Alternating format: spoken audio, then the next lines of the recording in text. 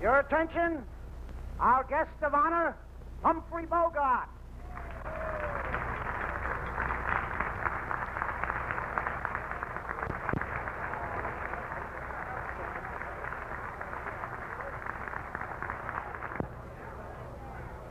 Everybody down.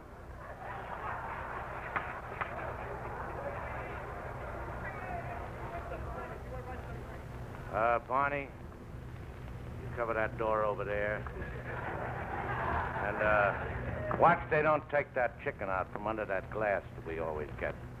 And Jack, you cover the ladies' room. We don't want no broads getting in here.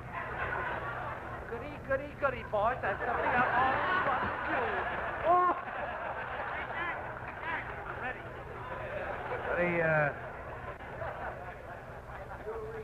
The cops ain't, we rehearsed this. This isn't for real, you know.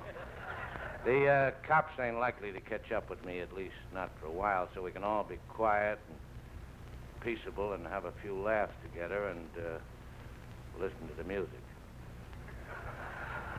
Old Dempsey here, he's got the itch between his fingers, so let's everybody stay where they are.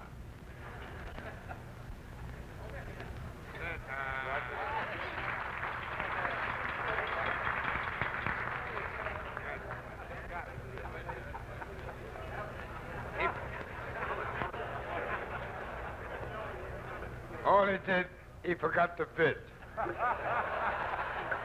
A genius.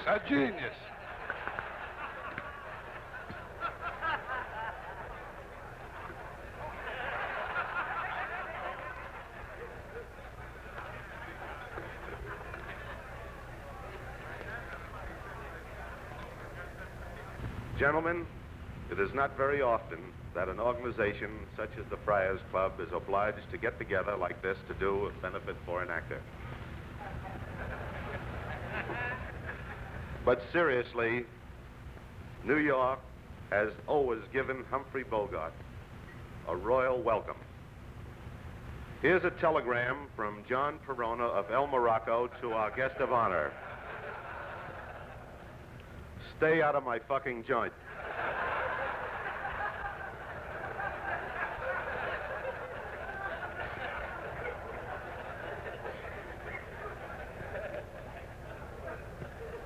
Here's a telegram from Clark Gable. Congratulations on your comeback. We thought you were too old to come again. And one from Frank Sinatra. Great success with your next picture, Zanuck of the North. Here's one from Bob Hope. Fuck you and the 7 little boys.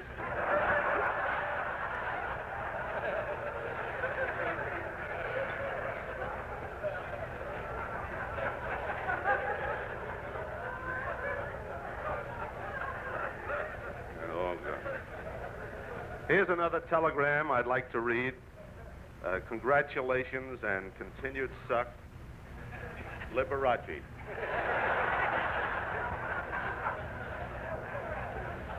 And here's another. And you always told me you never ate lunch, baby. Our guest of honor made his debut in a Broadway play, Swifty, in 1921, and happily was able to outlive the merciless criticism of the late Alexander Walcott, an old fag, and went on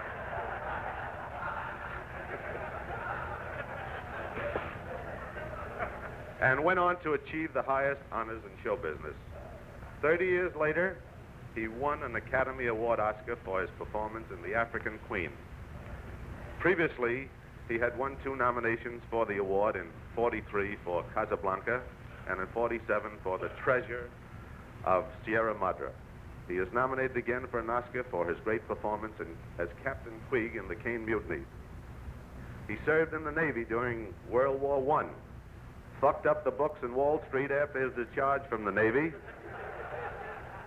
and then went to work as an assistant stage manager, casting director, and production manager for the late William A. Brady. After learning the backstage trade, he turned to acting. Broadway successes in which he took part include Cradle Snatchers, Saturday's Children, It's a Wise Child, and then came The Petrified Forest. which launched him on the road to success as a Hollywood film star. His newest picture, The Left Hand of God, marks his 48th screen role. It's one of his best. His most recent films include The Cane Mutiny, Sabrina, The Desperate Hours, and My Three Angels. We are very proud of the fact that Humphrey Bogart, our guest of honor, is a native New Yorker. He was born on December 25, and so the Friars are very honored to run this pre-Christmas birthday party in his honor. Before the staff, the editorial staff of Confidential magazine is heard from,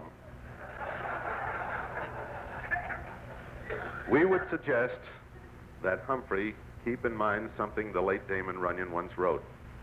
When we rib a friend, we always do it with the deepest of our affection and with the deepest sincerity. Welcome.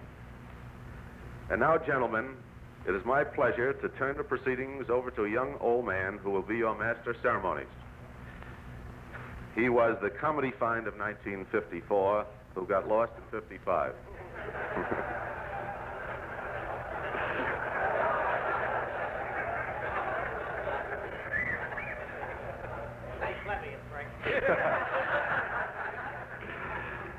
He is at the top of the hit parade of all television writers. He buried more than 62 of them, including Shakespeare, during the past year. It is a pleasure to present the secretary of the Friars Club, Red Buttons.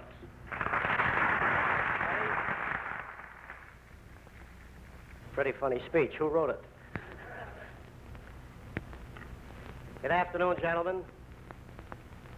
Members of the dais, Dean, Friar, Abbott, the honored guest, Mr. Bogart.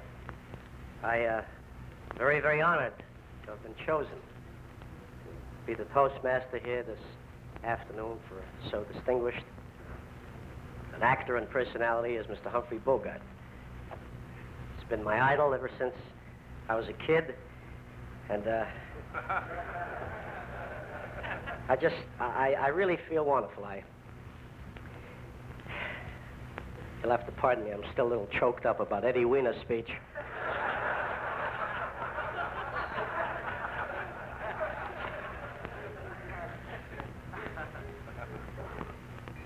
I've seen you in all your pictures, Mr. Bogart. I want you to know that I'm one of your big fans. One picture in particular, I remember I loved you in that. You remember that was a picture in the South Pacific where you hit the beachhead and you got off that LST and you got on the beach and you were kind of climbing. You remember? You went under the barbed wires. You had the revolver in a hand going all the time. You remember? And then the Japanese in the tank, they pinned down a division. You ran on, opened the turret. You opened the thing. Boom! All the Japanese blew up. You remember that? You're full of shit. It was John Wayne. Fucking...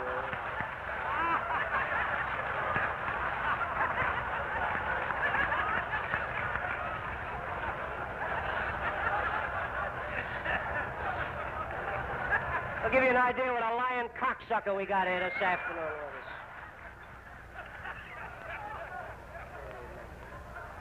Picture was Iwo Jima. He even killed a few Germans on that beachhead. Fucking guests. You are here today, Mr. Bogart, because the card room has a deficit of $1,100. And don't forget it.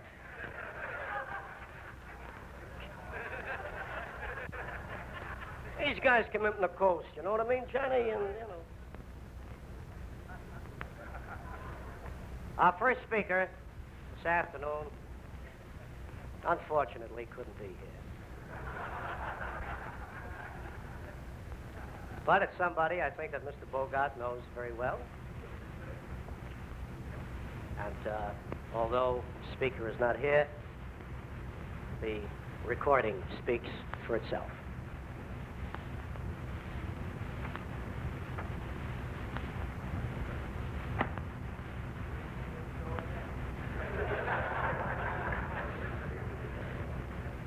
Christ, couldn't give you a more direct cue than that. Pointed a finger, said it in English. Fuck it, I won. And my first affair, too. Yeah, this is Lauren Bacall. Yes, Mrs. Bogart, the uninvited guest. You rat bastards. When Bogey told me that the Friars were giving a luncheon in his honor, I was delighted. But when he told me that I couldn't attend because it was a stag, I sure was disappointed. I said, Bogey, why can't I go?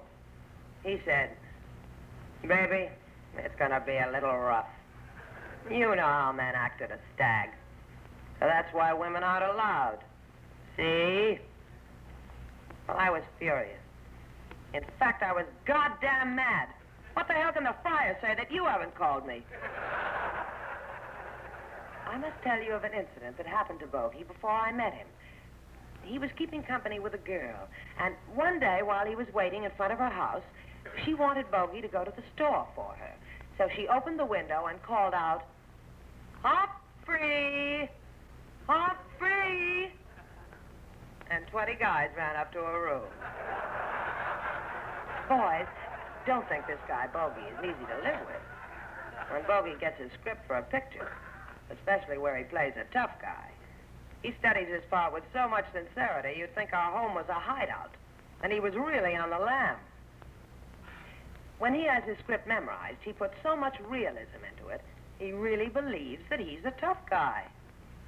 Why, Bogey even fights in his sleep. He wakes me up 3 or 4 times a night and says, baby, hold my gun.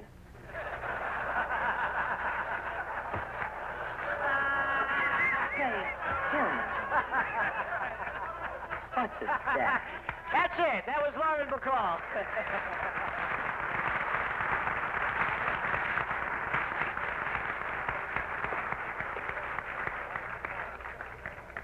You can buy the album at the Colony Record Shop.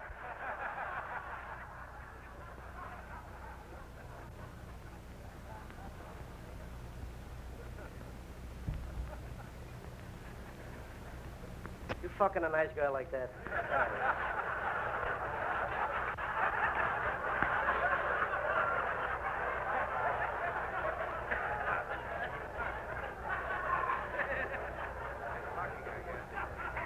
He says just lucky, I guess. This gentleman on my left is one I met some years ago in California, just for a brief handshake. I've been an admirer for a good many years. He was in the business acting, and acting pretty good, I'm sure, before I was born. Great actor, a wonderful gentleman. Give you an idea what kind of a gentleman he is. He always removes his monocle before he takes a piss.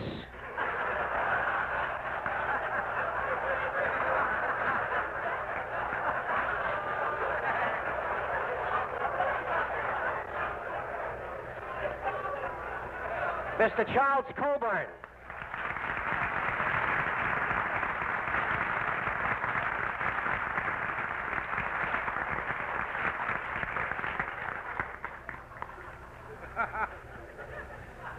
That is not the reason I removed my monocle.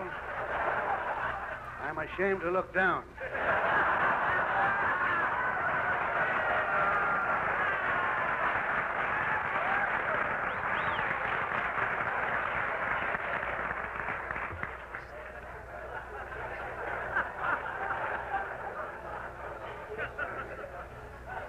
I heard a story the other day. I don't like to use dirty words,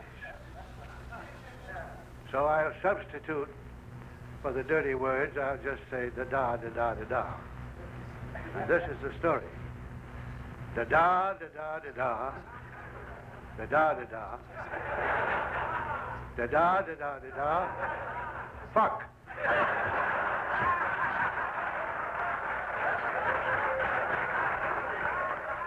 The dirtiest mind in the world is the mind of a censor. They never see anything in anything except filth.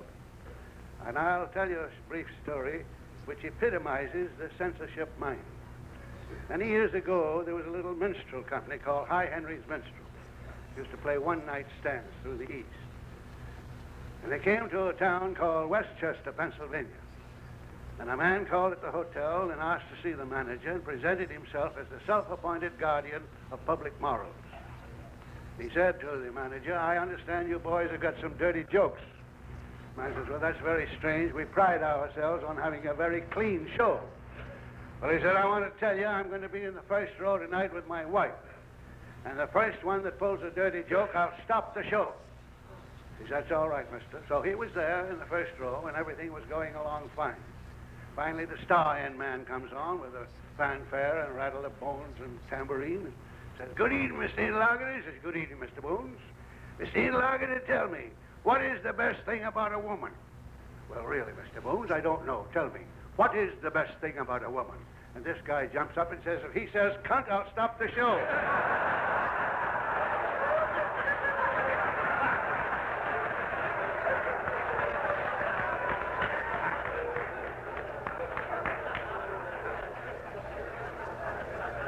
I went to see Humphrey Bogart play when I was a boy.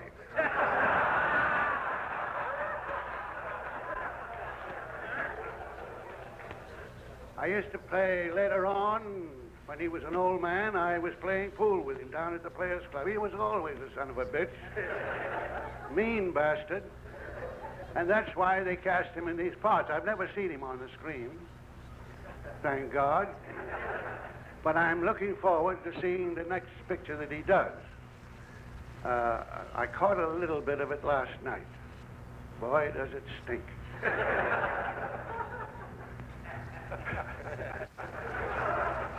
Oh, it's a beautiful thing, really. Humphrey, I congratulate you. You've done a magnificent job. And I can only say that from all your experiences of different kinds, I wish I were Humphrey Bogart.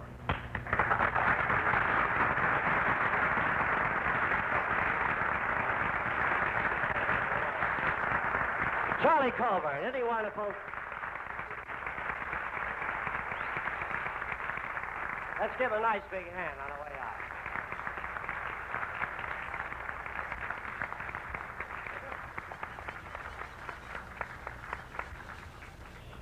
He's got to leave. He's got a cocksucker waiting for him.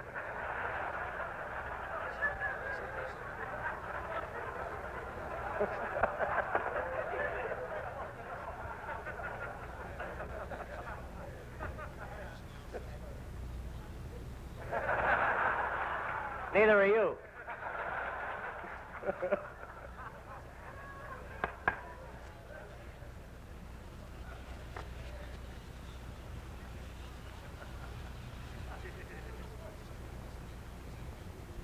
You are pretty mean, you know that. Tell you how mean he is. Even the good guy in the picture's a prick.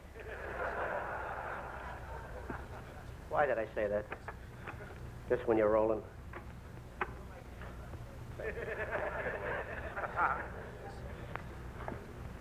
I'd like you to meet one of the all-time great champions. I grew up with him. I was a kid on the Lower East Side, and I must have mentioned his name maybe 3-4 times a day. Every time a kid had hit me, I'd say, "Fuck you. My father's Jack Dempsey. He'll kick the shit out of you." Jack Dempsey, the great.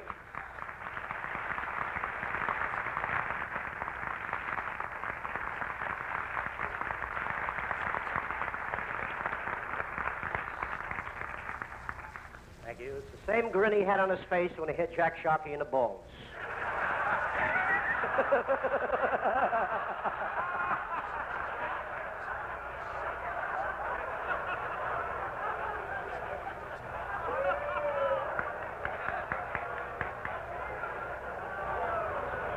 And I didn't even have that on the cards. I made that up.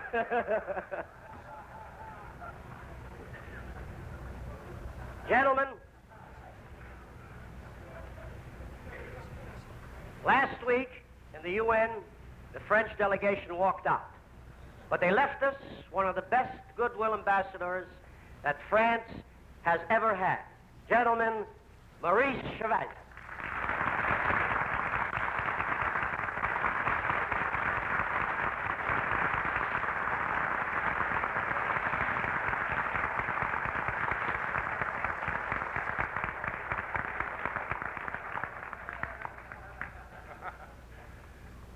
gentlemen,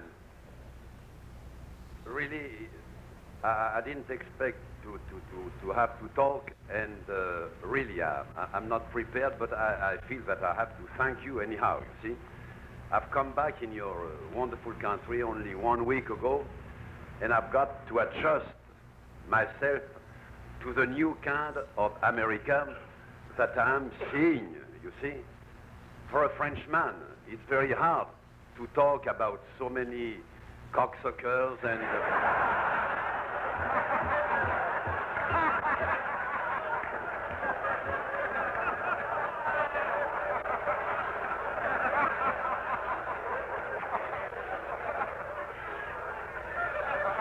Now I'm trying to adjust myself to that new America, and a lot of things seem to have changed a lot, you see, because when the lunch started today, I saw something that really knocked me out, if I can say so, because it came from a fellow like Jack Dempsey, you see. When you see a fellow like Jack Dempsey just do a thing like that and kiss a fellow like Bogart, you know, it's something very big, I mean to say. It's something that I have to write home and say that there is something different now in all Broadway. No, I want to tell you really that I'm really very happy to be back in your country, trying to do something that I would love to do in my own career. I'm very happy to be received so friendly, and I'm very proud that Joey Louis, that great comic, asked me to come today for Humphrey Bogart, because as all the Frenchmen, and I'm afraid as all the whole world, I admire Humphrey Bogart because he's, to my opinion, a great artist, a man's man, and even a ladies' man with that kind of sad look that he has, you see. So, I wish you all the best, and I'll try to do my very best to deserve to be received in such a great country, so friendly. Thank you very much.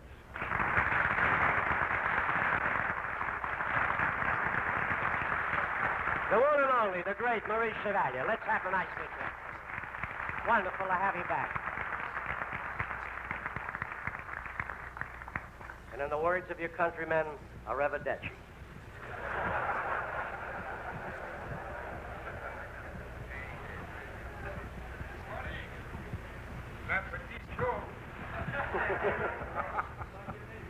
That means you're flying, too.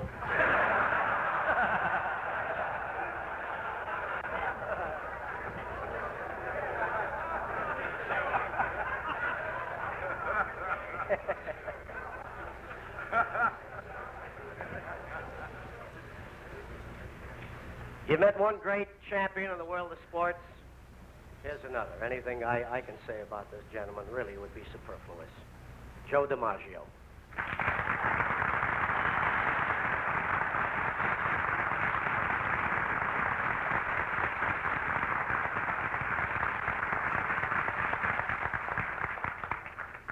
Maybe next year, Joe.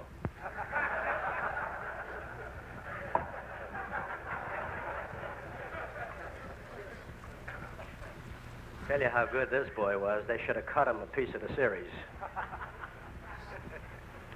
At the same table,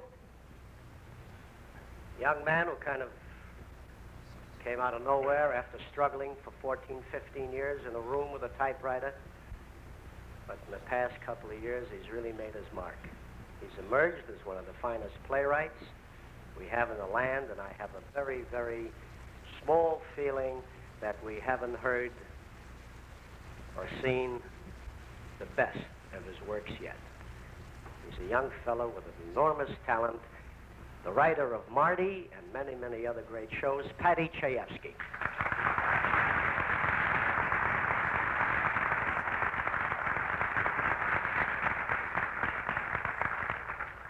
I'd like you to meet a young man who's been around Broadway a long, long time. This is really a display of affection for the guest of honor that he showed up. He kind of likes to stay up late, sit around with the boys. He doesn't look too good. Just kind of sits around. Referring to a young man whose act killed more Jews than Myron Cohn?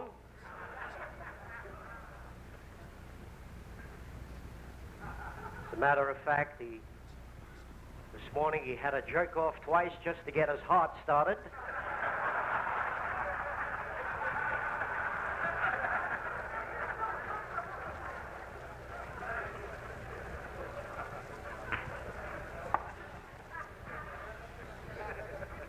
Star of Wall Street.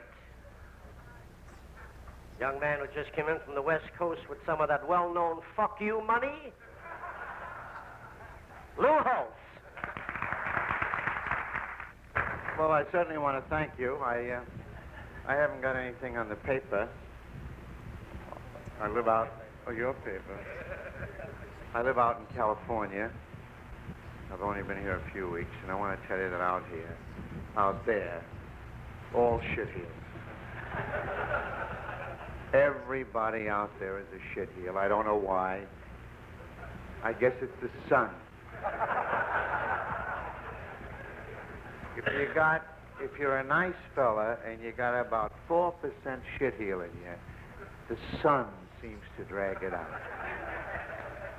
But I can honestly say, although there are a lot of shitheels out there, this does not go for Humphrey Bogart. Because anybody that could be sweethearts with George Raft for 8 years has got to be a nice fella. He and Raft are very close. And about Mr. Chevalier, he don't know anything about all this talk with the cocksucker and the contre-la-peur. He's been playing with my prick for half an hour.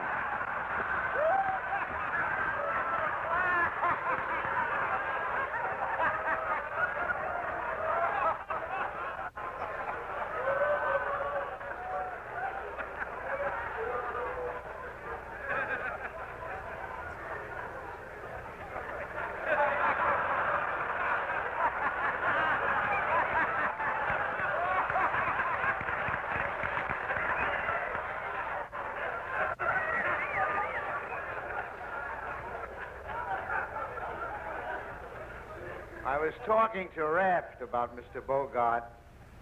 He thinks he's a hell of an actor. Of course, you saw him in the Cane Mutiny, you know, where he plays with the balls. But Raft says that he can play with a pair of balls in a room. Well, of course, everything you make up, it can't be good.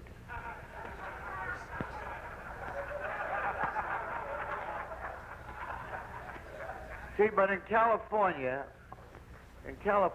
you know, this is on the square about the shithills. Just amazing. I've been living out there a long while, and I was on the dais one night with Burns and Benny and Danny Kaye. They always have the same cast. And Sam Goldwyn was on the dais. Now, I've known Sam Goldwyn all my life. I've been living out there for years, and he walked over to me and he says, "Lou," he says, "how are you?" He talks like a Jew, you know.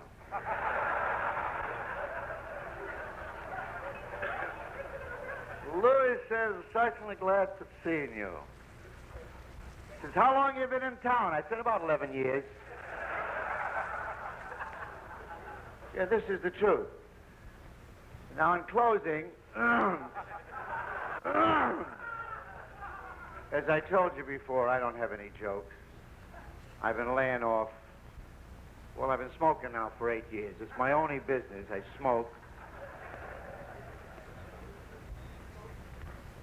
Of course, they say all over the country that they say I suck a lot.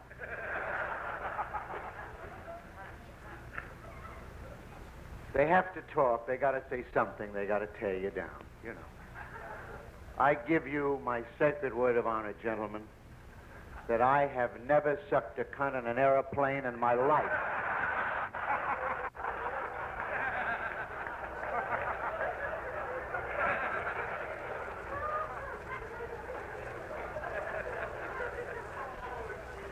I can honestly say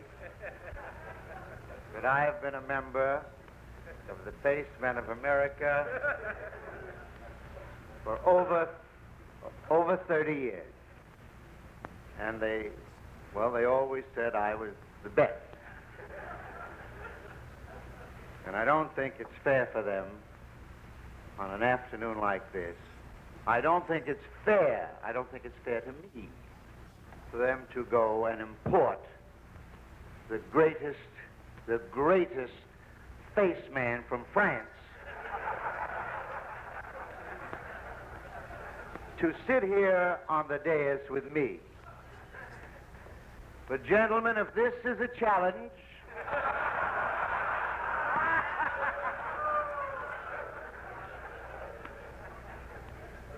he has the best of me. I'm 62, he's 69.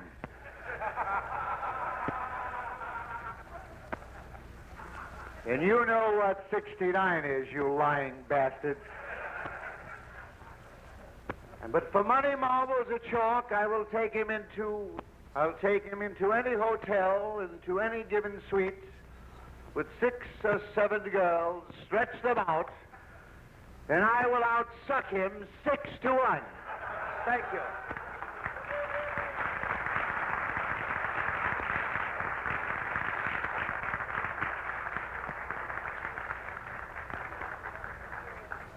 Last speech came to us through the courtesy of the Gaiety Delicatessen.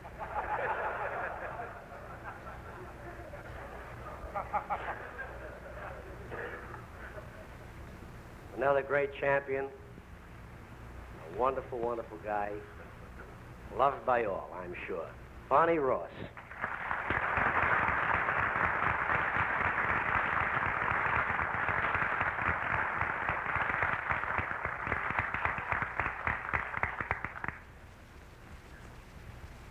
You'd have sucked you to beat Armstrong. You know that, don't you? But you blew it. I never knew that about you, Lou. Never knew that about you. I think the comedy hit of the new TV season, doing a great film show called You'll Never Get Rich. This fellow started out in the box. We're not quite sure whose.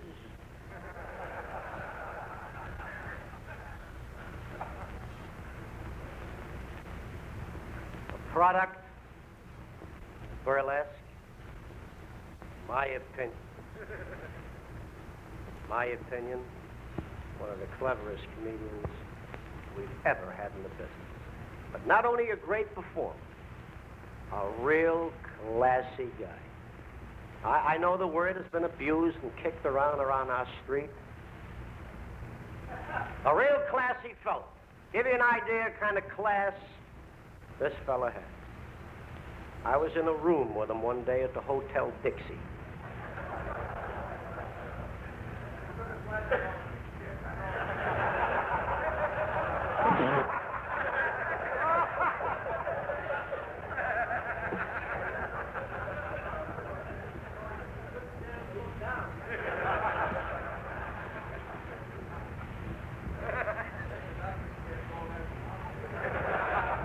Easy.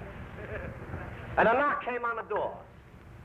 Philly said, "Who's there?" And it was some broad, I don't know, Bubble something or other. Show you the class on this fella. Instead of saying red, leave, you know, I'm going to get laid, he said, "Kid, get under the bed." Classy move. Broad came in, they both got undressed, they got on the bed. Phil started making love to her. Pretty soon he started to kiss her nipples. At this point, the broad yelled, "Oh, suck it, Phil, suck it!" And he yelled, "Tell him what I'm sucking!"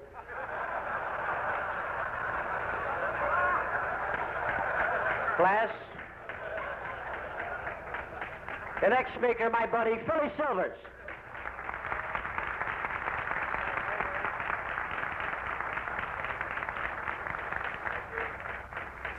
Thank you very much, Red. It's a great feeling of relief to be at the gathering with a Toastmaster who, of a necessity, will not be given to reminiscing.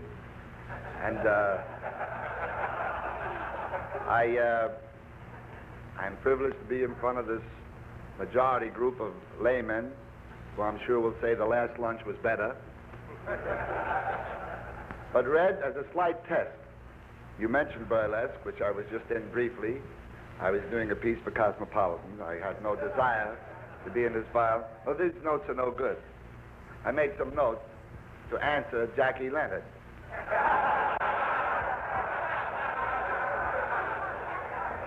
But unfortunately, Jackie is on an extensive tour for the no-cal people, and this is no good.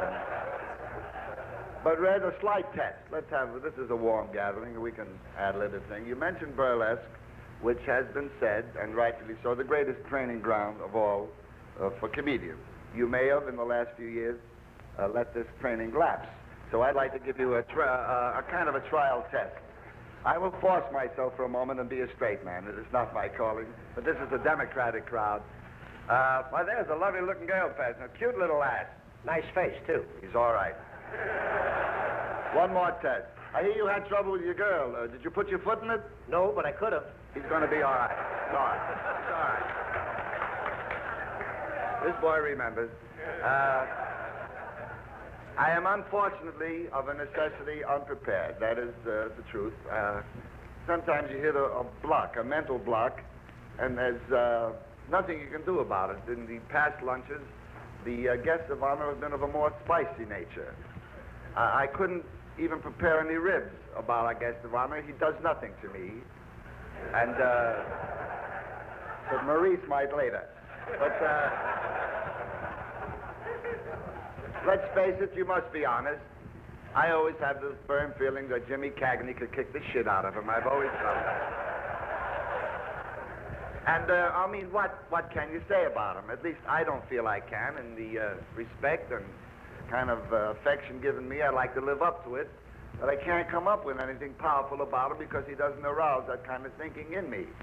In our past, we are New Yorkers, and it's kind of a little more honesty here in our guests of honor. And like Burl, if he was here, he would show us his cock. Something warm that you can talk about. I mean, what can I truthfully say about him?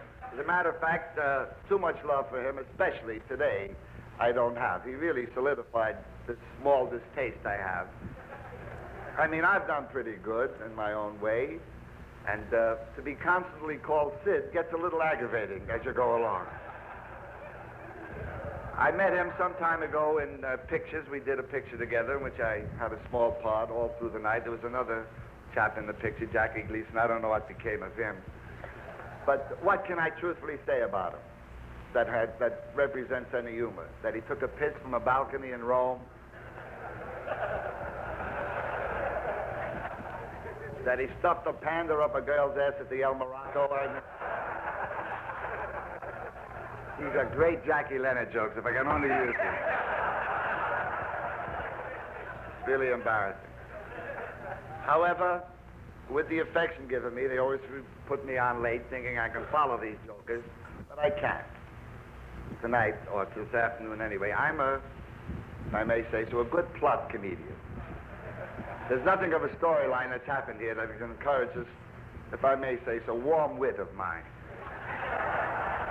However, it is very nice to be here, as though it is. I live right upstairs, and I'll leave immediately, and let's not get too noisy. They have a very delicate broad upstairs waiting for me. I think Coburn beat me to it, however. But for what it's worth, to me, just to be here, to sit next to a man, because there's not much else that's very important. I have the happy faculty, I think, as a comedian, to drop it when other things are happening. To be this stimulated about the World Series or any other events, I think is a happy attitude to have. The film series I'm doing doesn't just take up all my time. I mean, I think Burl is ready to be taken. This is factual. It doesn't bother me that he's opposite me. Not much, except when I look at the rating. But to sit next to what I think is the most important thing, at least in my life, right now anyway, a warm gentleman. A gentleman of great conviviality. A gentleman that's one of the fellas. It kind of rubs off on you, because in the helter-skelter today to sit next to a man that does, with all the kidding aside, represents a good guy. In the parlance, one of the boys. That's about all I could ask for. And I'm so proud to get a small piece. Joey, it's lovely to sit next to you. Thank you very much.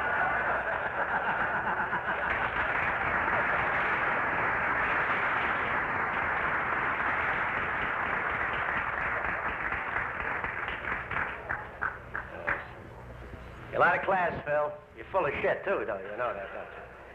Here's an old Hungarian appearing at the old Romanian.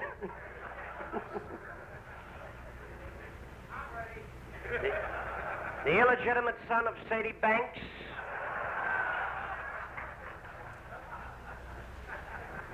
One of the biggest sports we have in the business.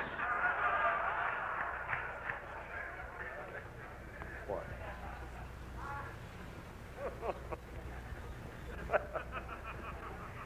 This kid is really a sporty kid and a big spender. Give you an idea of what a big sport this boy is. 2 winters ago, he ran out of a burning hotel in Miami, completely naked. He had his hat on and his pants over his arm. He ran out, he got a hold of a fireman. He said, "Pardon me." He said, "Did you see a beautiful red-headed broad with 2 big tits with a nice ass?" Fireman said, "No." He said, "Well, if you see her, give her a fork for me. It's all paid for already."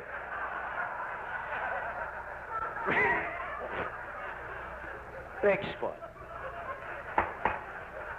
He's gonna die, so we might as well get it over with. Gene Bayless. Gee, this is wonderful. I'll tell you the truth. I don't know Humphrey Bogart, so fuck him. You remember Ed Buttons, who used to be very popular many years ago? And I came here this afternoon first to, not to eat. How do you like this? I'm doing a double. I'm working with another prick now. Johnny Johnson I got enough trouble with. What is it? You stole a pen, Gene. That's not funny. Sit down. But I'll tell you, I didn't come here to make with the jokes. The real truth is the Cards going to Jersey and the game starts in the afternoon.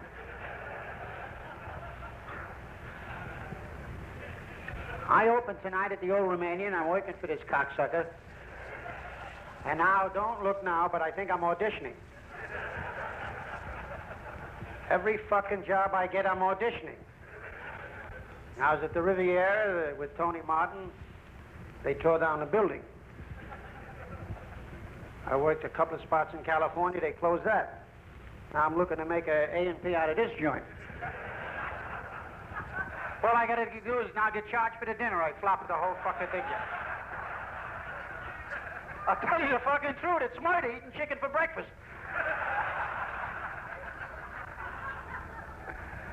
But, Humphrey, I work I don't, you know, I make with the jokes and all that, but I very seldom have a chance. And incidentally, Joey Lewis is the president of AGVA. He doesn't know what the fuck he just signed, but he thinks it's the Actors Venereal Girls Association. He don't know what the hell he's doing. He's loaded. And I don't know how the hell he got up. He didn't get up. He didn't go to sleep yet. But I never had the chance of saying something nice about Mr. Bogart. I've seen him in his latest picture, Public Enemy #1. And 4-star matzo ball, I want to tell you that. And with Laura McCall, the record, that's all bullshit. That's Sadie Banks. See? No jokes, nothing prepared, just witty little fucking things I do. Little fucking little witty little things. They always call me up on these things to save the show. We introduced the press. We introduced from the Post, the Journal, the Mirror, the News. We forgot the Graphic and the forwards. I'd like to thank the press for the very nice notices I'll be getting for this show.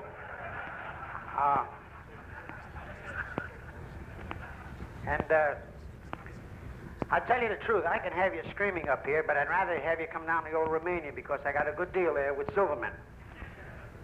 I don't get a salary, I get 10% over $180,000. But I'm the only entertainer in the show that's allowed to cook in the dressing room. I made a flunkin' fucking dinner last night.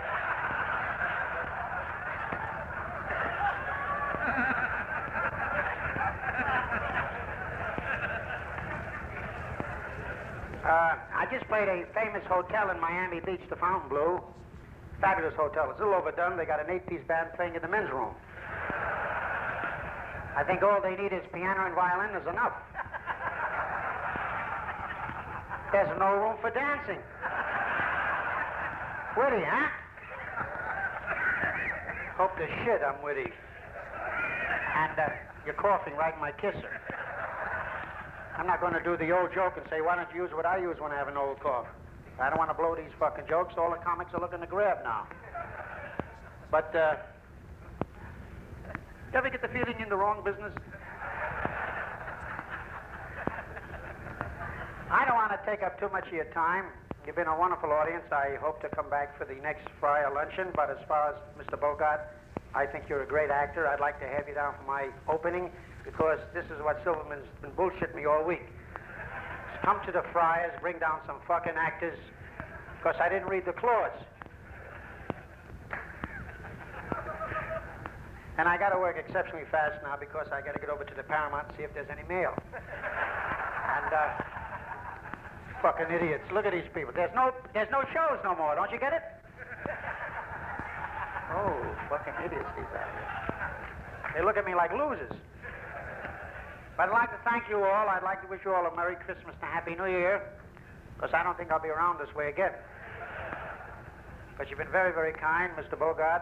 You're a great actor, and I'd like to be a great comedian like you are a great actor. I'd like to thank you for being on the dais, and good luck to all of you. God bless you, and please come down to the old Romanian because this cocksucker is murder. I don't know what the fuck to do.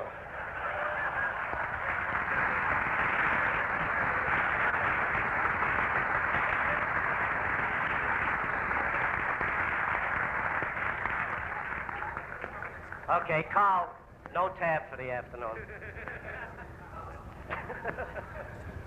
Like rare old wine. God bless him. Our wit, and has been a wit for a long, long time. The wonderful Sally Violinsky. Sally!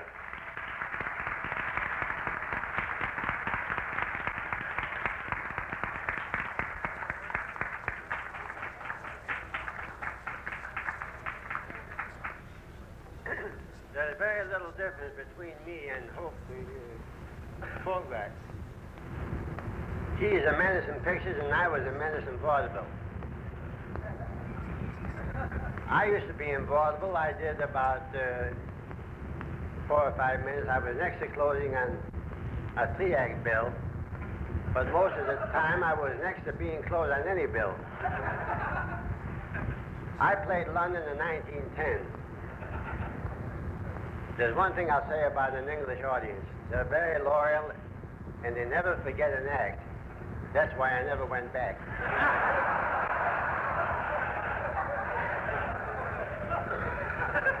I got tired of acting, so I started to write songs. I remember the first song I ever wrote was a moonlight song that never saw daylight. I once received a check from ASCAP, and on the back of the check was written foreign orderlies from England, France, and Australia. That same day, I went into a pool room where they bet horses, and I lost in 3 countries. I don't think Nick the Geek ever lost a state or a city.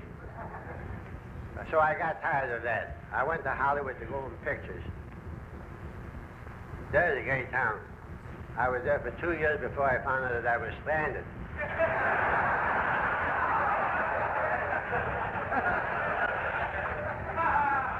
But my day come, I got a phone call from a studio. Wanted me to do a gangster in a picture. So I got to the studio, and I saw 2 rival gangs. I asked the director which gang he wanted me in. He says, pick anyone you want. And to show you how lucky I am, the gang that I picked was knocked off the first day.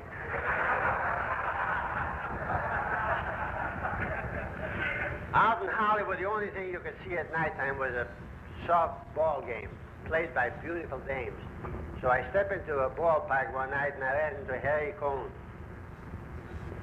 of the Columbia Pictures. I says to Harry, why don't you sponsor one of these teams? I said, you're a fan, and you put a Columbia uniform on the dames, and you'll have something to root for. He said, it's a great idea. How do I get one? I said, I know the manager of this team. So I went and saw the manager, and the next morning I phoned Harry Cohn. I said, Harry, you are now the owner of the softball team. He said, great, Bilinski. I said, wait a minute. I want to ask you to do me a favor. Now his voice lawyer, he thinks that I'm going to ask him for a favor or a job. He says, what is it, Sally? I said, I'd like to fuck your shortstop.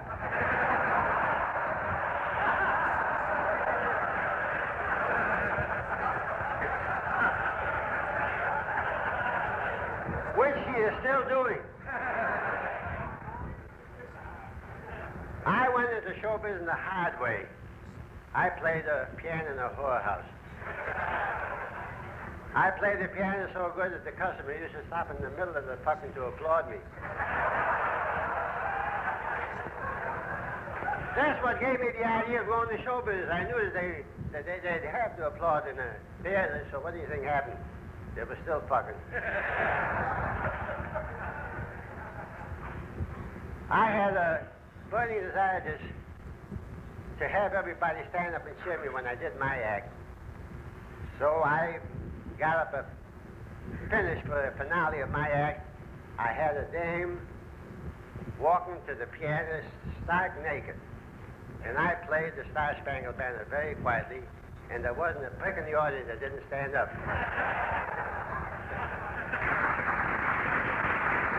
Thank you, Sonny. Sonny Violetsky. Thanks. Like you to meet a wonderful guy. A great wit. He probably hates me by now for saving him for last. The fellow has a very, very successful show called $1 a Second on TV. It was to this boy that Milton Berle once said, hey, kid, you want to see my cock? That's the way it all started. I love him. I was at his home last night celebrating his birthday. The very, very wonderful Jan Murray. Jan, come on.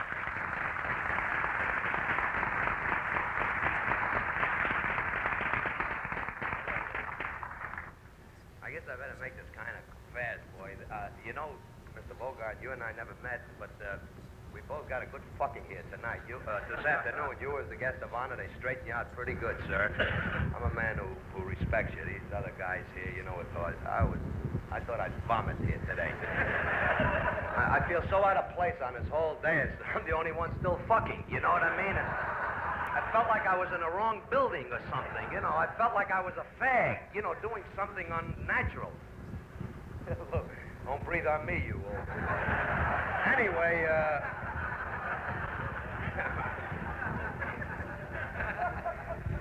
why the hell I would say for last, I'm not a friar, and I think it would have been nice manners on their part if they'd have put me on kind of early, you know, so I feel I got a little humpy, too.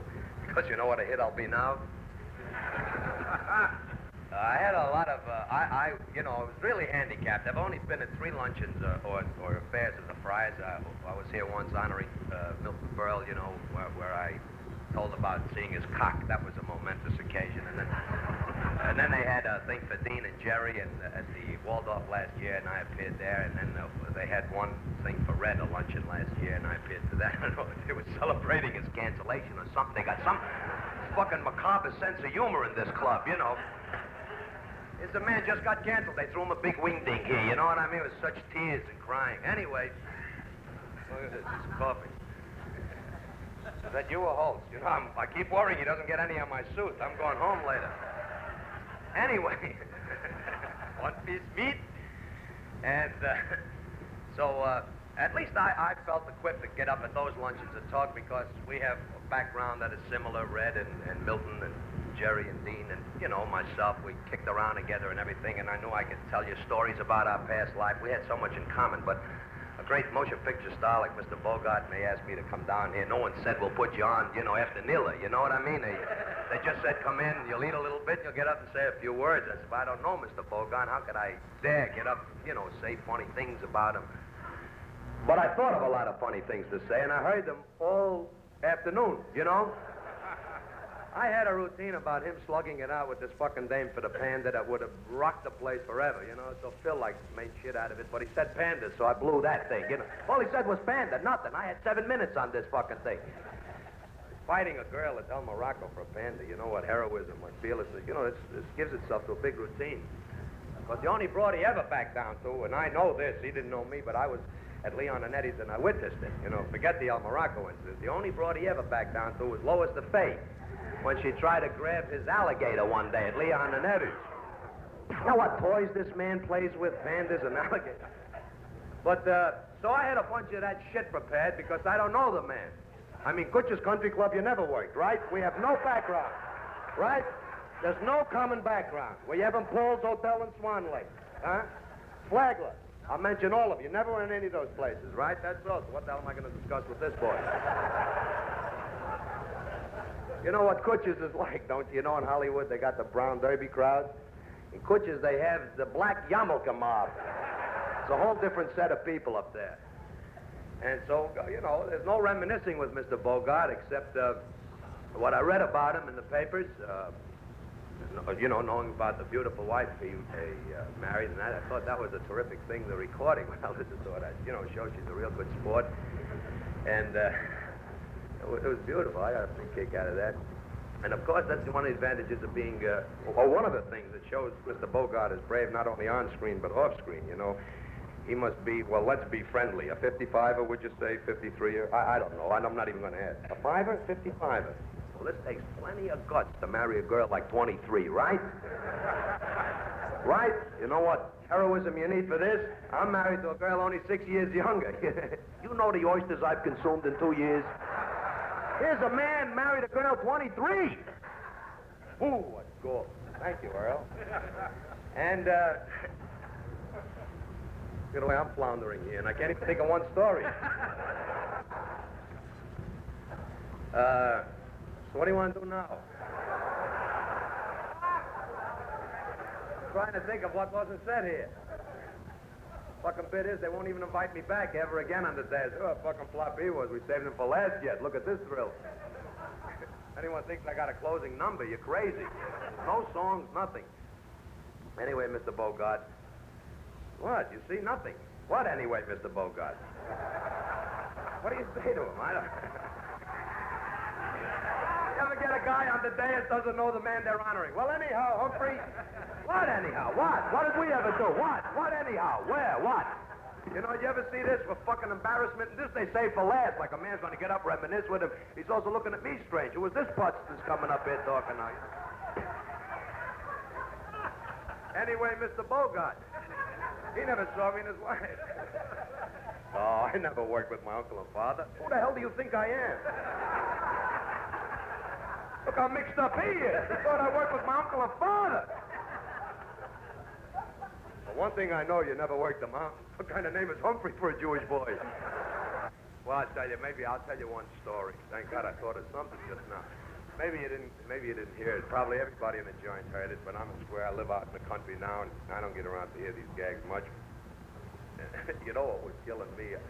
Driving down today, I was thinking of a gag that had the word shit in it, and I was debating with myself all the way down. Shall I tell it? No, you better not.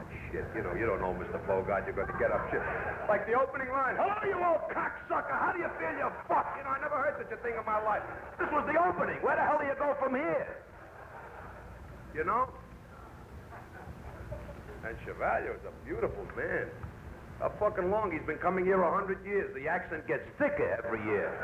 I couldn't understand him at all. I don't know what the hell he was saying.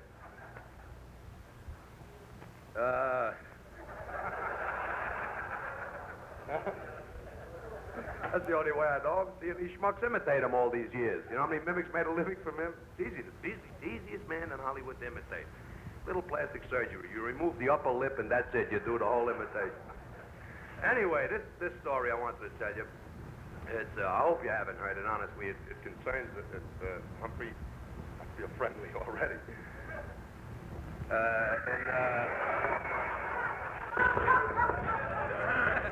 He's the one thing you got to say. It's a great, you know, this is the busiest actor in the whole show business industry. Two pictures, two big pictures opening this week. One opened already, right? Left Hand of God and Desperate Hours. This morning I was shaving and got him on my electric shaver. You can't miss this man anymore, you know? All over the lot, this boy is, and it's wonderful because he's a great actor. In Left Hand of God, he plays a priest. Is this typecasting? A priest. 2 days after the picture was released, 3,000 drunks became religious fanatics all over the country, you know. I told you I didn't know him. I'm trying to think. I read once he drank, once he fought. Listen, I'll tell you the story. In Central Park, you know the tavern on the Green, Humphrey, they have a little club there. A lot of elderly gentlemen come there, 80, 90-year-old guys. You know, they come around and play chess, checkers, just a nice little place to sit around.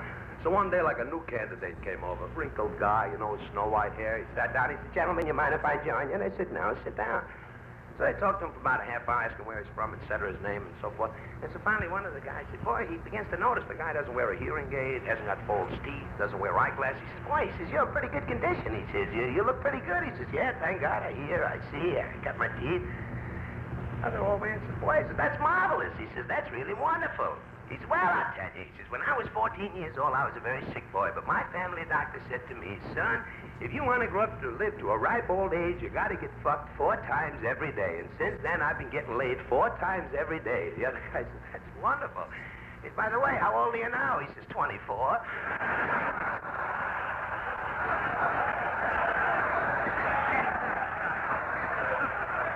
You mean you haven't heard that one? I was nervous. I thought maybe I... Did you hear this one about this big fairy walks into the bar? He's gorgeous. He's just the most gorgeous queen you've ever seen in your life. And every day he goes in the same bar, and every day he says, hello, Harry. And the bartender always says, hi, you cunt, how you? Every night this goes on. Hello, Harry. He says, hi, you old cunt, how are you? So one night he walks in, he says, hi, Harry. He says, hi, you old cunt. Big bag says, listen, he says, if you ever call me that again, I'll smash your face in for you. So the bartender looks at him. He says, what are you, crazy or something? Every night you come in. Every night I say, hi, you cunt. How come all of a sudden you're so insulted? He says, today I saw one.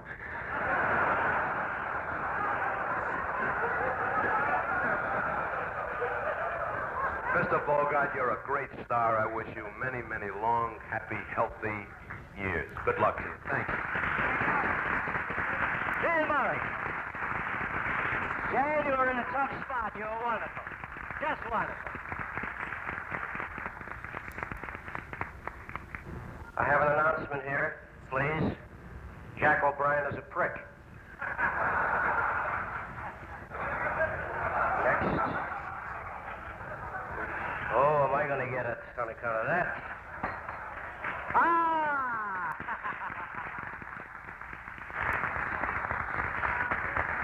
Hello, how are you? Gentlemen, Debbie Reynolds.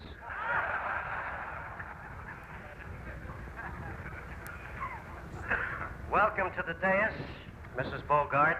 We have made an exception in your case. There have been very, very few women in the history of the Friars who have graced the dais. I think Sophie Tucker and Martha Ray, and I think you're number 3. And we're very, very happy and proud to have you today.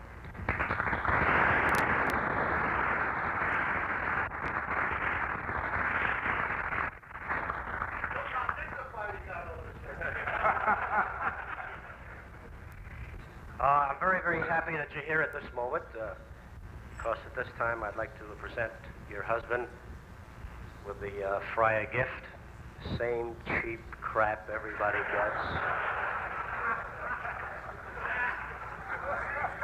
Gold-plated cufflinks. The picture of Lenny Kent on the link.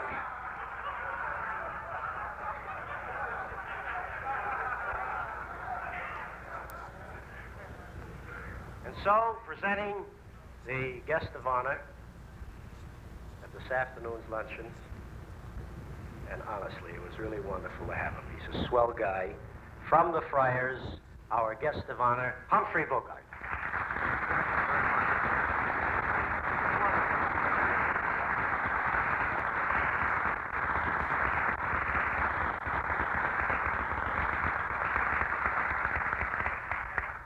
Thank you very much, gentlemen, members of the Friars Club, Red Buttons, and the rest of the boys on the dais here.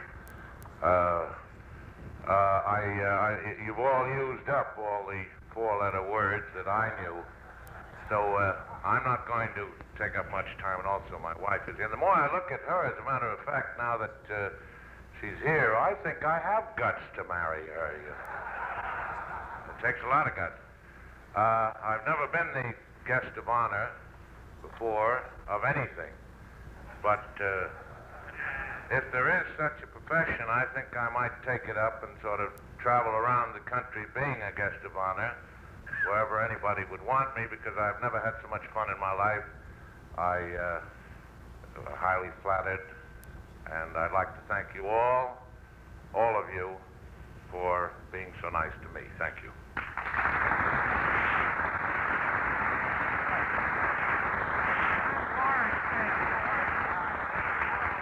Gentlemen, hold it for a moment.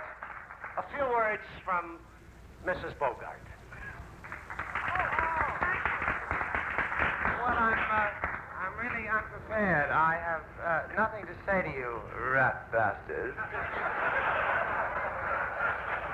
Except that, finally, at long last, I have 400 men in a room, and he's got to be here. Thank you very much, though, for letting me come. I do appreciate it.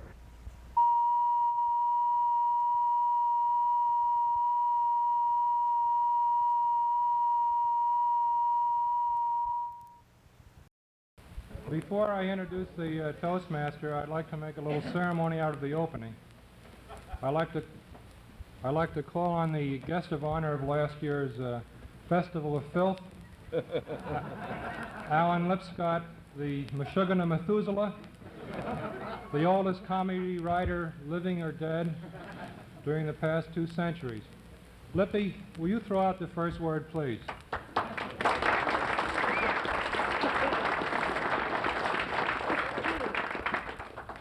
Fuck.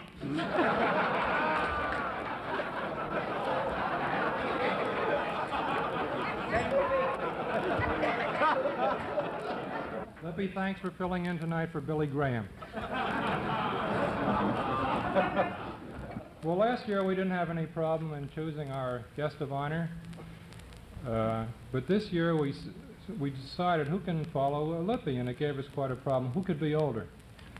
So we went out and found somebody who was. Wedlock and Snyder are 98. So we're gathered here tonight to celebrate their 30 years together.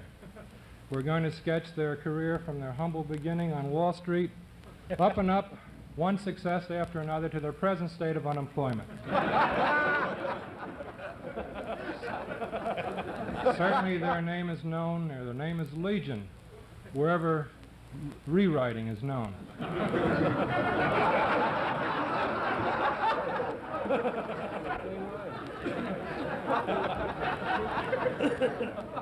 Now I'd like to present our esteemed Toastmaster. I say esteemed Toastmaster because it's back on the plug list. I have to say something nice. Hal Cantor is a man of many talents. He's also a writer, director, and a producer. That's Hal Cantor.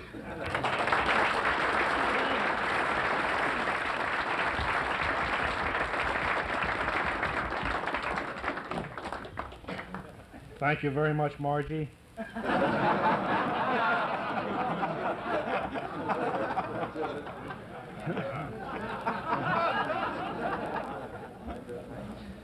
It's really deeply gratifying for me to have been asked to act as Toastmaster this evening, and this tremendous turnout of friends of Howard's and Huey's.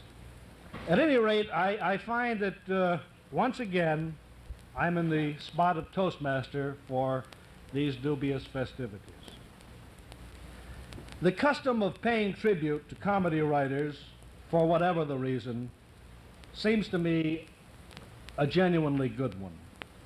For the comedy writer is a man who makes a valuable contribution to our stripes-torn society. Too often, all of us are so immersed in the problems of our own craft that we lose sight of the happiness that we create for millions of people. At this very moment, some of our words are being performed on television screens across the nation. Somewhere tonight, a harassed, bone-weary working man, home from the mill, sits chuckling in front of a television set, watching one of our shows. And his gnarled hand reaches across to the arthritic, toil-creased hand of his wife, and he says to her in moving tones, "Honey, turn off that shit and let's fuck."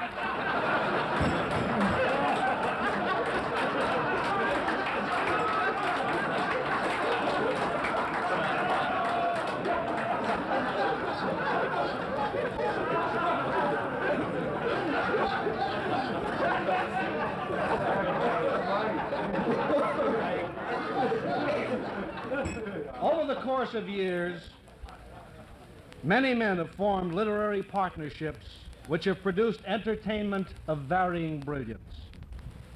Ben Hecht and Charles MacArthur, Moss Hart and George S. Kaufman, Nat Hiken and the Writers Guild of America East.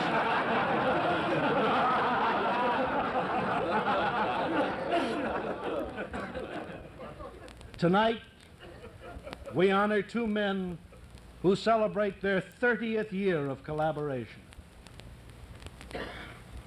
Collaboration. That was once defined by one of our elder wits as two men fucking the same dog.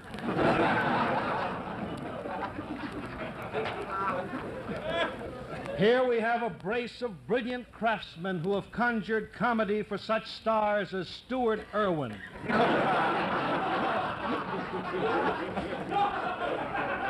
Walter O'Keefe, Block and Sully, Lum and Abner, and the immortal Ginny Sims.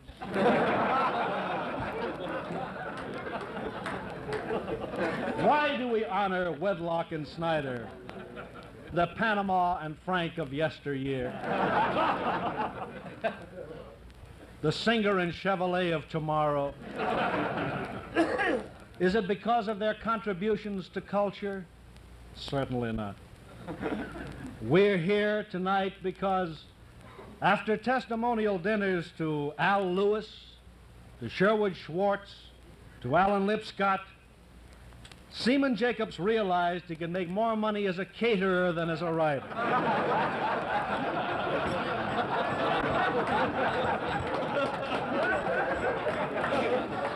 Now, in looking over the speaker's table this evening, you'll notice that this year, in addition to writers, we also have some ACTORS. Now, this is unusual, actually, because in the past, with the exception of Lipscott's dinner, we had only writers at the speaker's table. Of course, at Lippy's dinner, we also had his proctologist present.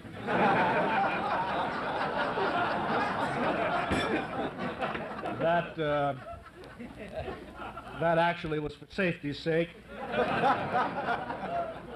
In the event that Lippy felt faint during the evening, his proctologist was there to feed him through his finger.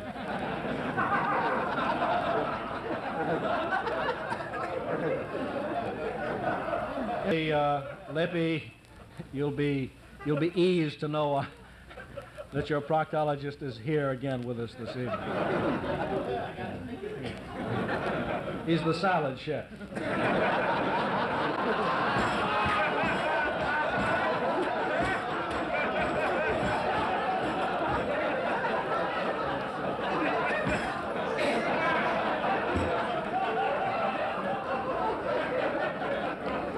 Don't be too alarmed, though. Those were croutons in the salad.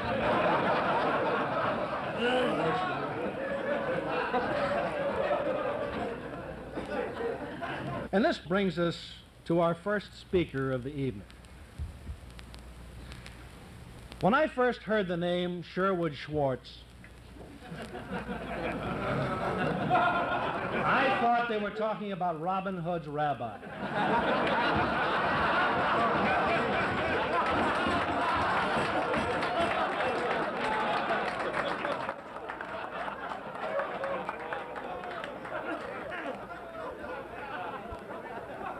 You can imagine my disappointment several years later when I found out that Robin Hood wasn't even Jewish. Friar Tuck was a fag. They all were. That's why they were called merry men. So, ladies, or rather gentlemen, you fooled me there, a couple of you in the back. I give you Mr. Sherwood Schwartz.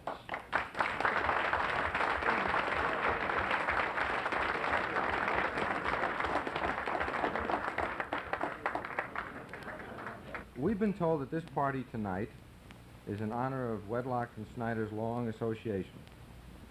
Well, I think it's a little more than that. These fellows are perfectly normal. There's nothing peculiar about their relationship whatsoever. Besides, lots of writers like to work with the door locked.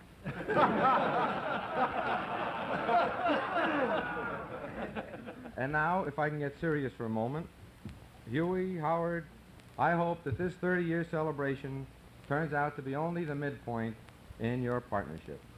Thank you.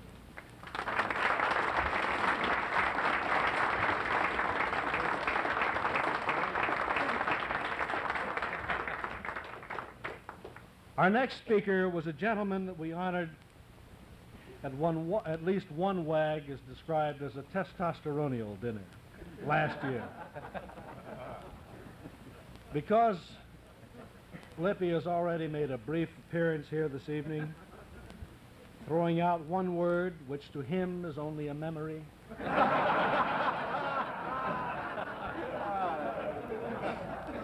But we must indulge this generation its reminiscences. The only thing I can say by way of introduction now is, gentlemen, here is the Dr. Townsend of the typewriter, the Dean of Comedy Writers, Gunga Lipscott.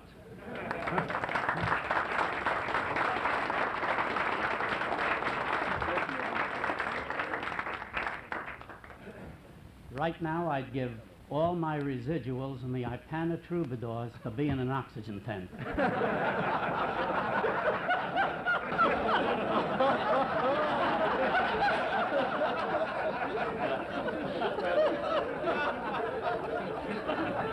What greetings I got when I came in here tonight. One fellow said, "Gee, you're still around?" Another fellow said, "Last year I was at your memorial." I got some memorandums here which I took out of Huey's wastebasket that he sends to Wedlock. I had to get them from the janitor. Says, call me a schmuck, but I won't write on spec for Spade Cooley.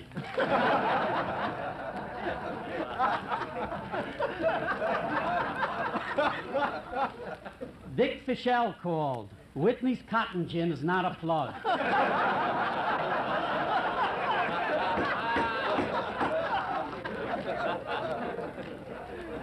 Balls.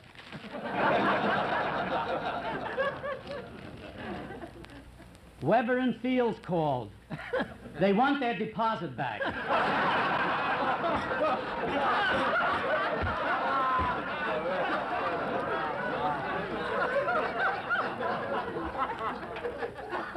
Shirley Temple called. She wants to know if you have an old fairy tale in your trunk.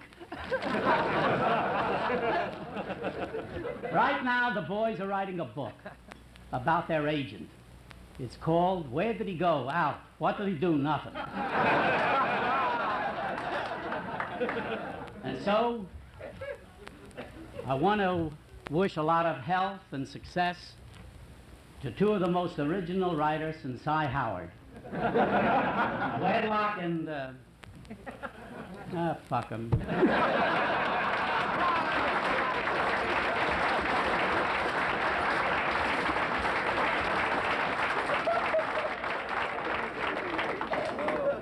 One of the smartest writers in the business is Sam Kurtzman. He was smart enough to get the hell out of the business. He once wrote for such brilliant stars as Al Jolson, Bob Hope, and Eddie Cantor, all the while saving his money and working his way through dental school. Today, seriously, when you go to his office, Sam is still full of comedy. When you sit in his chair, he ad-libs lines until you laugh. Then, when you're laughing, he quickly and deftly sticks that goddamn instrument in your mouth.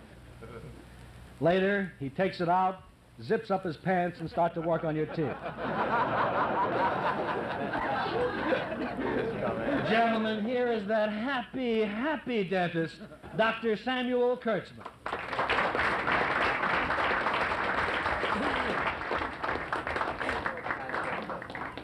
Tonight we are honoring the team of Wedlock and Snyder, and I know that every one of you is interested in finding out everything possible about this team. So I imagine you're interested in knowing about their teeth. Between the two of them, they have a pretty good upper left second molar. But the thing about them is, when they come into the office, you know, they really bring sunshine in. And it's so wonderful. The other day I was working on Huey, and just without any reason at all, he said to me, "Sam, if you drill any further, you're going to strike oil." Now that's funny. And another time, I was examining Howard's mouth. And just examining, not doing anything else. And he said to me, "Sam, I bet you're going to tell me the teeth are good, but the gums will have to go." Now that's very funny material, you know. And I have an idea that the reason why a lot of you fellas haven't been in my office yet is you just can't follow this kind of stuff.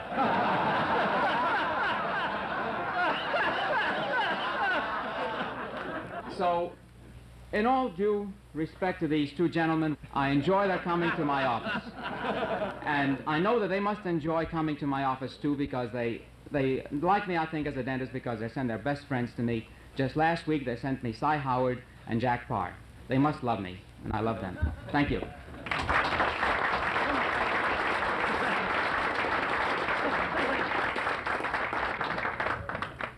I think we should point out that that Dr. Kurtzman is here this evening after a very arduous day in the office. He had a very delicate operation today.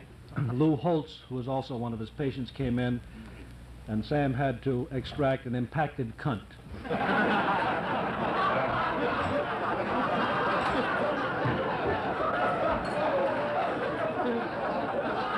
Our next speaker is a man who has known Huey and Howard longer and perhaps better than anyone in this room.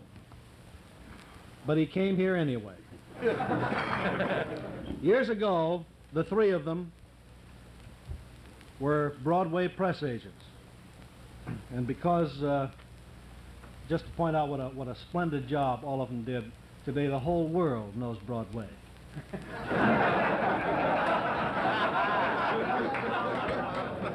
But in his long and brilliant career as a comedy writer, our next speaker, oddly enough, has written for only 3 comedians: Bob Hope, Jack Benny, and Pinky Lee. It's not the Pinky Lee that you're thinking of. This Pinky Lee, his Pinky Lee never quite made it. Gentlemen, I give you a writer, a scholar, and a golfer who would have been barred from Lakeside even if he were a goy, Milton Josephsberg.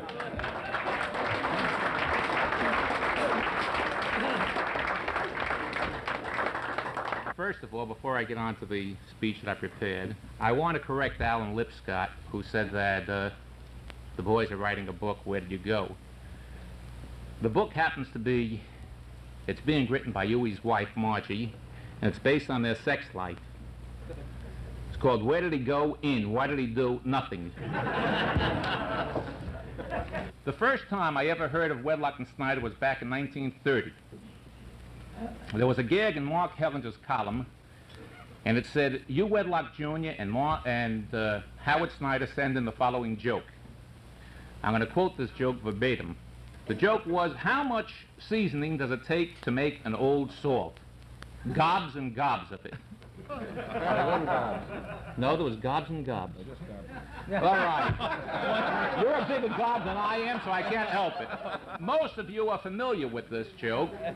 And to those of you who haven't heard it, you probably didn't listen to last month's Shower of Stars. Not only that, you probably missed the Cast Daily broadcast of June 4th, 1947. Before closing, I'd like to call attention. I think that's the smartest thing I said all night. Before closing, I want to call attention to the unflagging efforts of the one man who helped make this party a success. The man whose name sounds like a biblical wet dream, Seaman Jacobs. Cy was faced with many problems on this thing, and the most serious was that some of the fellas wanted to have their wives here, and the others felt that they shouldn't. So the guys came over to Cy and said, Cy, do you think if we had our wives here, it would in any way hurt the entertainment we have arranged? And Cy said, no. We might lose the cocksucker sketch, but that's all. That is all.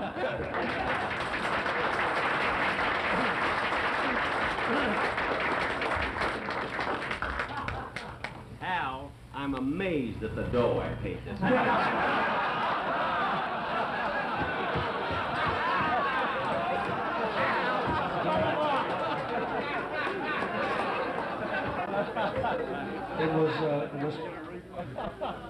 It was totally unnecessary, too, because he still has the money from Buddy Clark.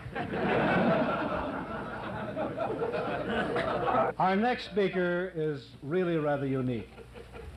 He was sent out here in a remarkable effort of the health service, which you may recall, their fight against venereal disease. And it's interesting to note that after 6 months here, the VD rate dropped 17% in New Jersey. So, gentlemen, let's give a clap for Marion Parsonet.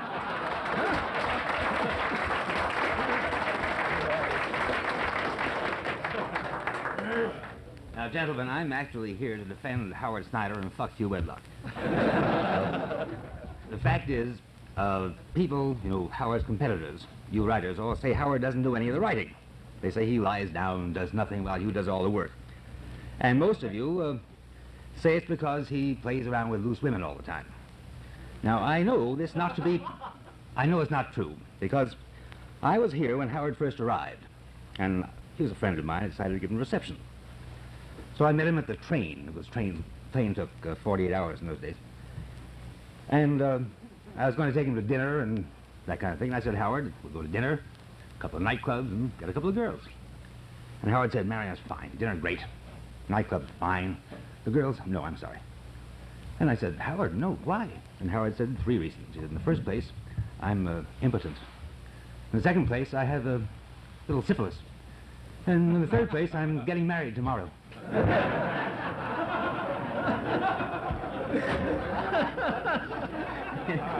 Kind of tied in, huh? Yes, tied up with you again. Now, seriously, actually, Howard is a great friend of mine, and I have a very high opinion of him. He's honorable, decent, just, courageous, loyal, and I want to thank him right now for being a friend to me. I want to thank him, too, for writing this material.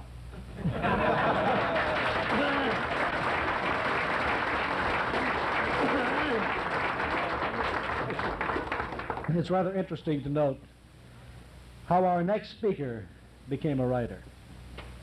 Not too many years ago, he was a school teacher in Brooklyn, New York. It was one of those high schools we've all heard about, one full of insubordination, drinking, marijuana, rape. The Board of Education, of course, wouldn't put up with this sort of thing, so he had to leave.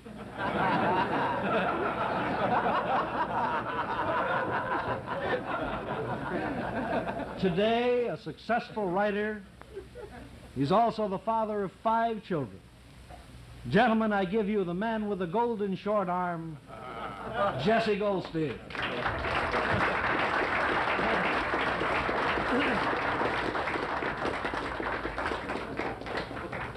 When Seaman Jacobs asked me to speak tonight, I naturally started to think about the problem of talking of Huey and Howard.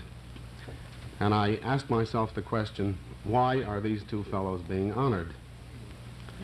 The answers were immediately obvious. For talent, integrity, loyalty, respect of their fellow writers. These were the obvious answers. They were the wrong answers, but that's all I could think of at the time. It really is very difficult for me to say now what I would like to say about Wedlock and Snyder, because I come at an awkward point in the program. It's now a little bit too late in the show to get laughs with fuck and shit, and I happen to be too nice a guy to say cocksucker.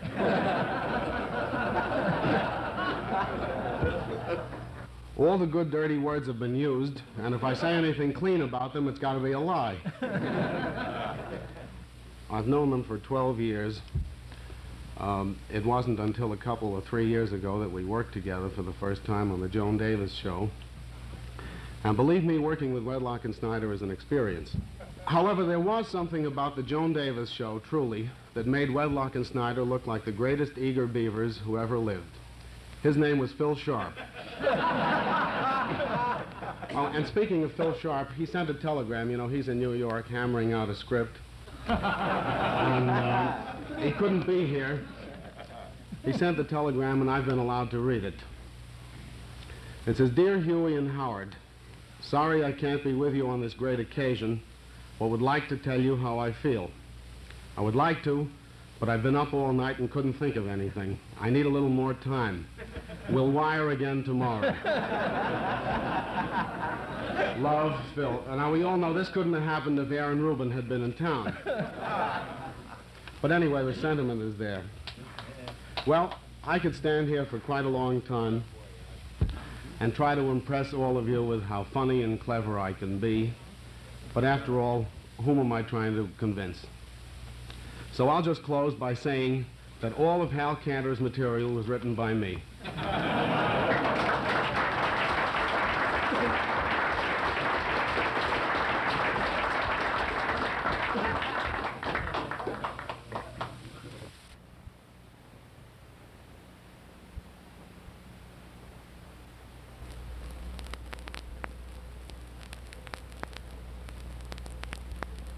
You're going to see Wedlock and Snyder in action. Snag Werris will play the part of Hugh Wedlock, and Al Lewis will pretend to be Howard Snyder. The setting is their office, a small room in the Al Scalpone Memorial Wing of CBS.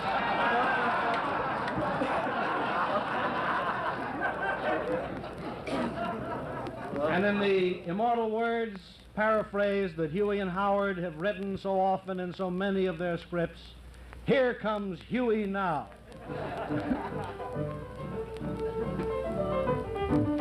Howard? Howard? Howard! The rat bastard.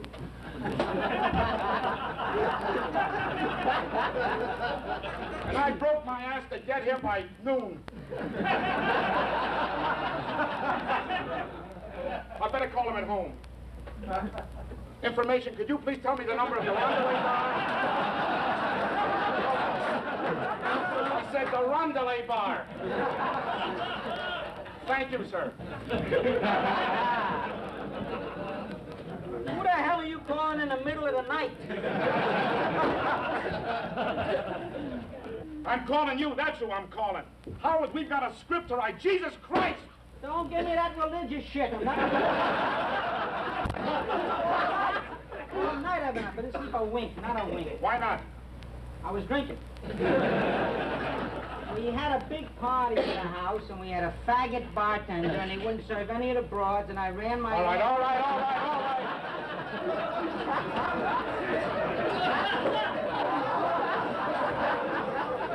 I don't want to hear about those miserable details. Look, we've got a lot of work to do. Do you have any ideas? Yeah, let's go to lunch. Howard, come here. Where the hell are you going? How about the farmer's market? Farmer's market? Jesus Christ! You know we waste too much time over there. Let's go to Cantor's. We'll have a very quick lunch at Cantor's. We'll be back here by 4 o'clock. Again, Candace? Yes, Cantor's. That stinking Jew food? Howard, I'm not Jewish. You are.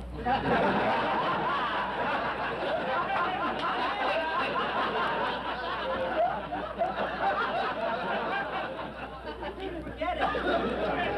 How can you forget a thing like that? It's not so big. You want to see it? No, never mind. Come on, sit down. We got work to do. Well, look, at least if we went to the farmer's market, we could eat chinks. Howard, why do you always become mandatory and chauvinistic and discriminatory? Bullshit. I didn't say I don't like chinks. I like it. All right. Look, let's not get into another one of those esoteric discussions. Bullshit.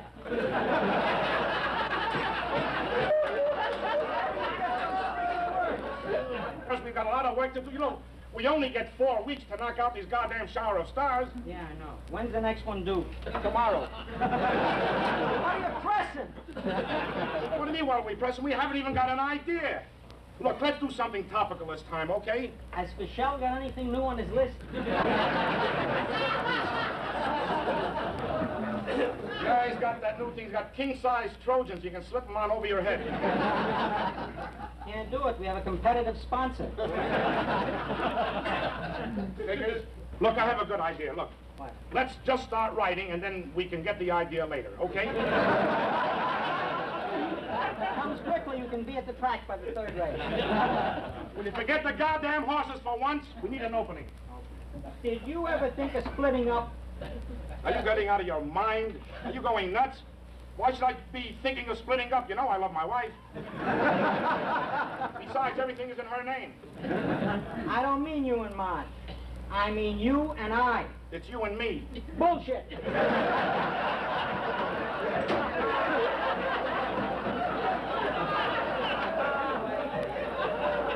think it's a good idea. I'm gonna try it. You're gonna try what? I'm gonna write alone. Howard, you can't wipe your ass alone. You'll have a drink. Well, prosit. Bullshit.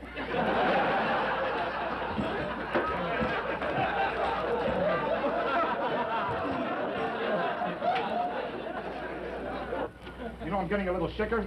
Chicken? We're entitled. It's not noon yet, for Christ's sake. Are you ready? You're right. Shaker in the morning, shaker in the evening, shaker at supper time. Working for those comics, you're shaker all the time. Bookies in the morning, hookers in the evening, drunk at cocktail time. Dinner with the missus, or bring down all the time. We need broads and whiskey, they get us inspired. When it comes to writing, we are always tired. Liquor in the morning, shaker in the evening, booning in cocktail time. It takes a lot of talent to not to write a line.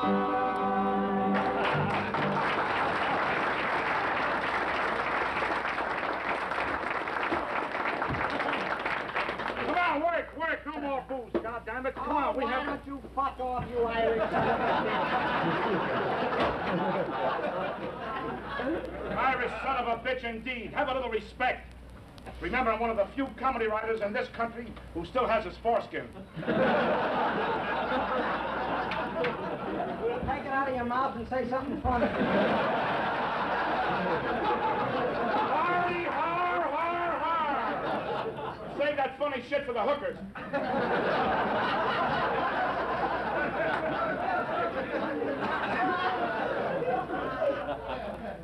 Well, now, come on. We got to put something down on paper. All right. What do you want to put down? We should level at least with this script. Why should this be an exception? This is for Benny, isn't it? Yes, it's for Benny. So what are you worried about? He has to like it. What do you mean he has to like it? Why? You know why as well as I do. We've had that poor bastard by the ball for years. I remember. Ever since we caught him in that Las Vegas motel. Of course, trying to bugger Death Valley Scotty.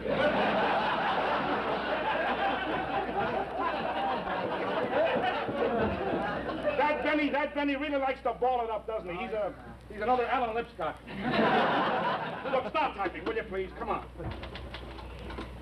That's funny. That's funny. Leave it just that way. No? It's too good for the son of a bitch. This is funny. Read it out loud. Let's hear how it plays. Shower of Stars, page 1. Send it to Vimeo.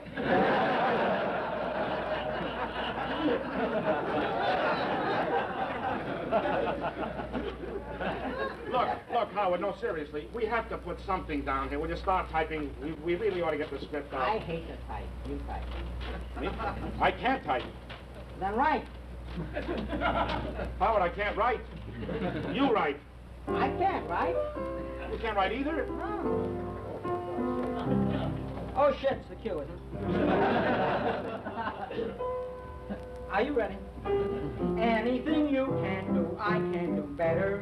I can't do anything better than you. Oh, no, you can't? Yes, I can. No, you can't? Yes, I can. No, you can't? Yes, I can. Yes, I can. Anything you can't write, I can't write better. I can't write anything better than you. No, you can't? Yes, I can. No, you can't? Yes, I can. No, you can't? Yes, I can. Yes, I can. I can't write a great line. I can't write a straight line. I can't switch a file joke. I can't switch a file joke. I can't write a fucking thing. You're a wit. You're full of shit. Anyone you can con, I can't con better. I can't con anyone better than you. NBC, ABC, CBS, what a mess. Billy House, that fat louse, what a souse, that son of a... Cut! 30 years, you're okay, buddy. Tonight alone we did 30 years. I owe a lot to you, you sweet neurotic Jew. You brought me lots of joy, you mother grim and go. We've done quite well, but who can tell how far we have gotten had we learned to spell. In 28 we teamed, both skinny and unesteemed. We starred on radio, that's why.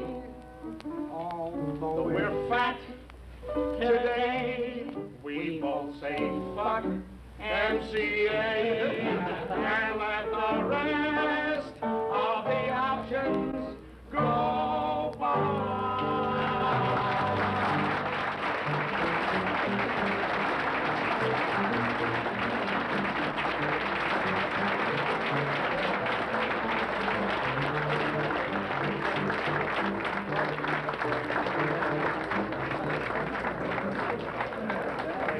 I think that as writers, it's only fair that we give credit where credit is due. The dialogue for that sketch was written by Sherwood Schwartz, Jesse Goldstein, and Leo Solomon. The lyrics were by Sid Culler and Leo Solomon.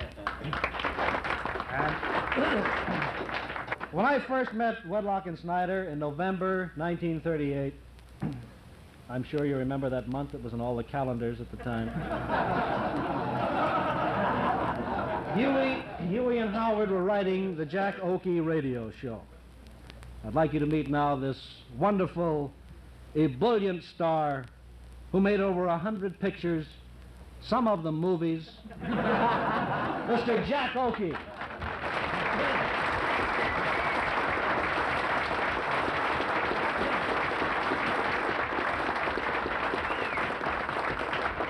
Thank you very much. Thank you, sir.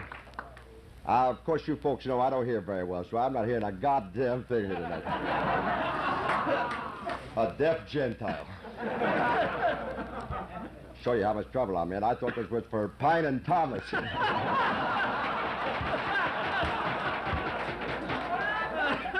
fact, the hearing is so bad I can't hear myself fart in the morning.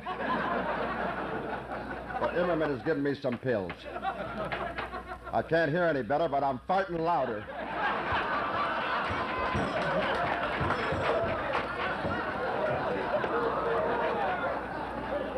It's unfortunate, really, that I can't hear because I know the things I'm not hearing is what you're all laughing a lot. And what I do hear, I don't understand. Fuck who? However, thank you very much, gentlemen. I'm glad to be included in your little group tonight. God bless the boys.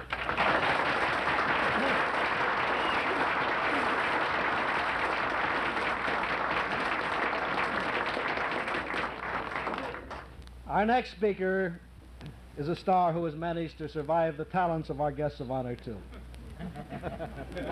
This gentleman is a distinguished ventriloquist. As a matter of fact, he's the only ventriloquist in the business whose voice throws him. The entire world, of course, knows him as the father of Charlie McCarthy. So it's now my pleasure to present this hearty Swede who once fucked an oak tree.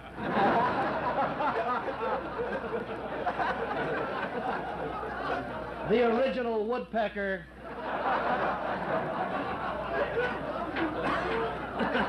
That Lothario of the lumber camps, Mr. Edgar Bergen.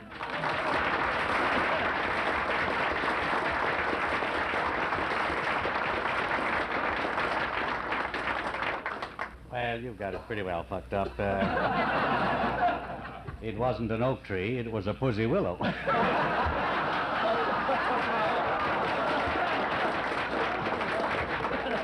Oh, you guys can laugh if you want to, but how many of you here can honestly say that you've made a fortune playing with your dummy, I'm going to throw just a little of Ophelia at you tonight because, being the only ventriloquist here tonight, I want to let her enjoy this stag party we're having. Your name is Ophelia? That's right, yes. Yes. Well, we're rather surprised at having you here tonight. Yes, well, I've heard so much about writers screwing each other. Yes. Thought I'd like to get in on a little of it. Yes. You're not married, are you? No, I'm not, no. No. No, no, I'm not. No. Mm-hmm.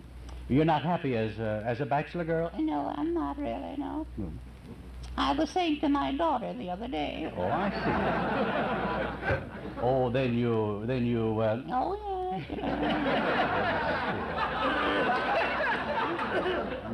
Oh, I see. Well, then she's a little, She's a little bastard, yeah. You're a little bastard, I see. Well, that surprises me a little bit. She's a nice kid, though. Yes. She came in the house the other day, you know, and her dress was torn. She's 12 years old, you know. Yes. And she told me what happened. What happened? Well, she said a man came up and took her by the arm and took her in the alley. Oh. Tore her dress and took her panties off and run his hand over her tits and around her ass. Yes. You must have been shocked. Yeah. What did you tell her? I said, shut up, child, you're getting me hot. I see.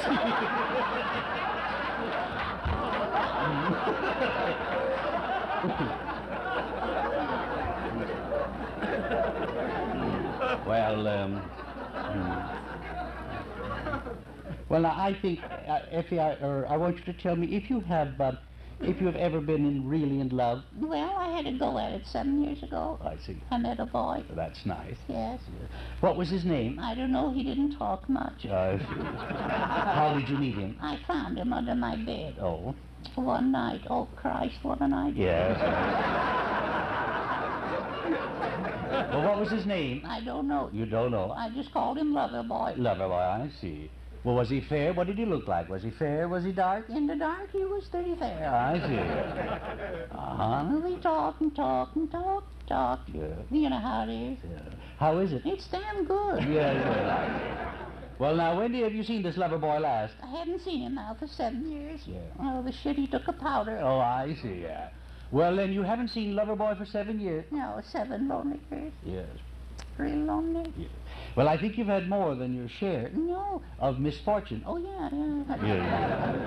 If there's anything I can do for you. You know any boys? Well, now, I think we ought to see that you get a date with, would you like to meet with, well, how about here, Howard Snyder? What does he look like? Well, he's sitting right here. Yeah. My God, it's Loverboy. Where the hell you been? All right. Very good luck.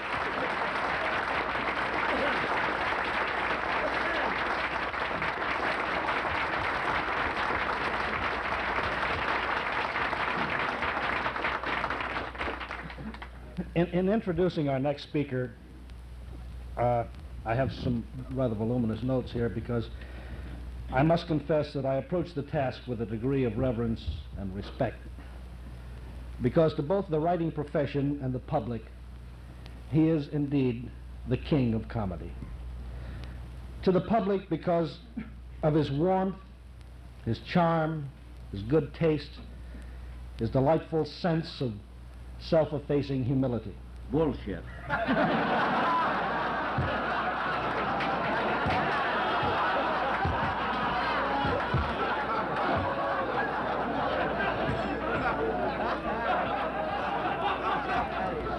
He finally used something Howard Snyder wrote for.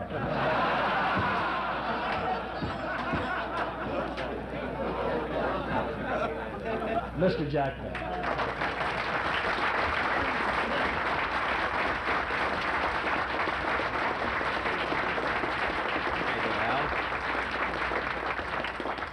Geez, I think it's lousy to put me on after all the writers when I've paid them thousands of dollars a week to write for me, you know? But if I do say something funny tonight, I don't want you to all look over at my writers over there and nod and smile. Because they didn't give me a fucking thing for tonight.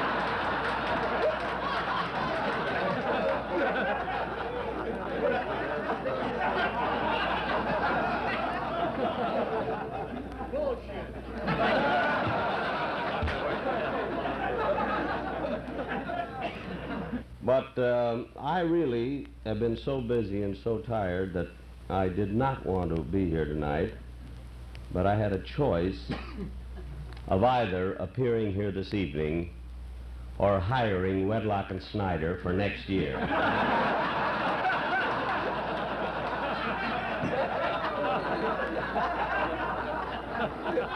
And I'd rather lose my health than my career.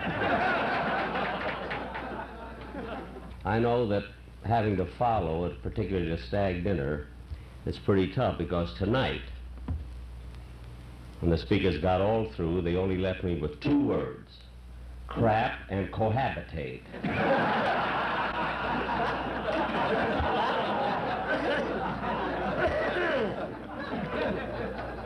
That's why I hate stag dinners. Because the first speaker gets up and he gets all the words in, everything. I hate them. Mary hates them. Mary hates my wife she hates when I go to a stag dinner. I wouldn't dare tell her I was coming here tonight. She thinks I'm in a whorehouse.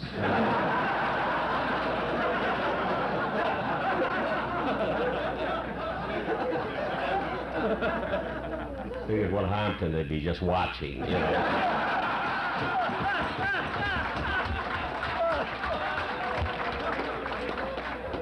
You see, Wedlock and Snyder have worked for me for 20 years. And I just got the script last week.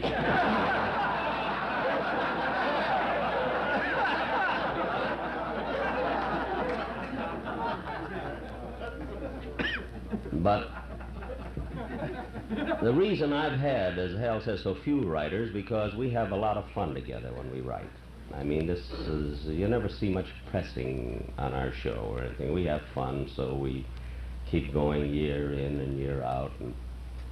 And so besides doing a very, very good job for me, I've gotten to be very, very close to Howard Wedlock and Hugh Snyder.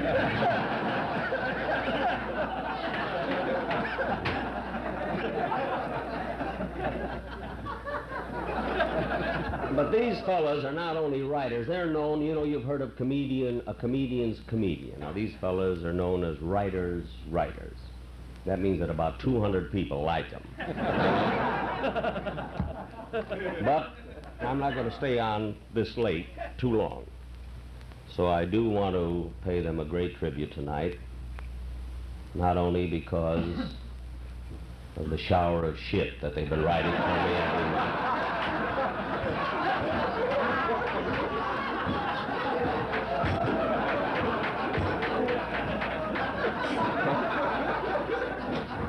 Not only as really a great team of writers, but I think they will also admit that we have a lot of laughs and we have a lot of fun, and I want to wish them continued success and hope that I can have their services for many, many years to come.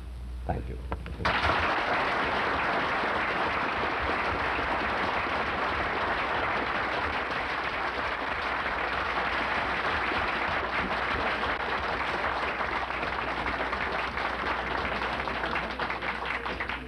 Thank you very, very much, Jack. I personally am really quite deeply moved to be able to function in this capacity this evening, because sincerely I'm deeply indebted to both Howard and to Hugh, because it was nearly 20 or over 20 years ago actually that these gentlemen gave me my first opportunity to write comedy in radio. At this point I can say only that I feel that Howard Snyder must certainly have something to get off his chest, if not off his bladder.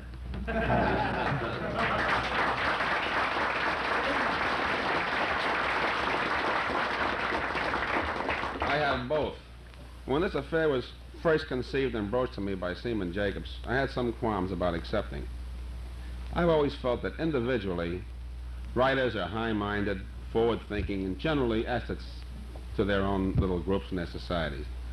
But on the other hand, I've always maintained that collectively, when you get them together in a crowd, they're a bunch of pricks. And I think that tonight you've proved my point.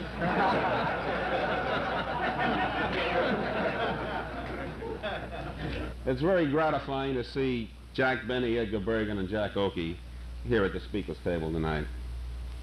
Jack Benny gave us our first big job on his radio show back in 1936. And he has done more for us individually than any other person in this industry, with the possible exception of Mickey Rockford, who 8 years ago gave us our release from MCA.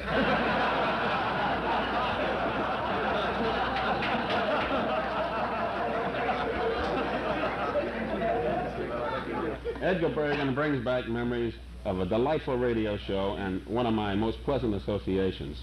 He's a fine gentleman, and he explained to me earlier that he would have brought Charlie McCarthy with him tonight, but Charlie was out getting laid.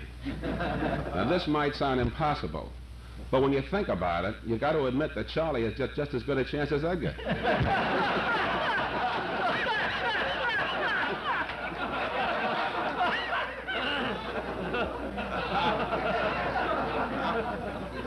My old friend Jack Oakey was one of our earliest radio bosses.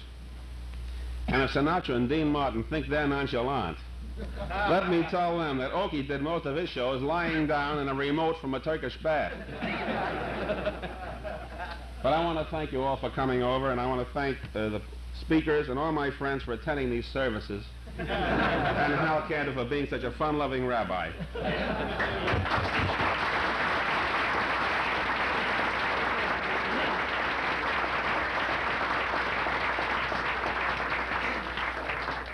I've been asked by Hal Cantor to introduce Hugh Wedlock.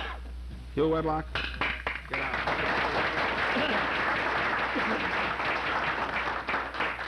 This is the first time that Howard and I have ever had a dinner like this, thank God.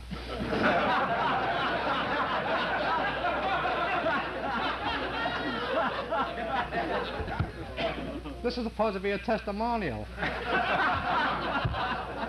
I heard Westbrook Pegler say nice things about Eleanor Roosevelt.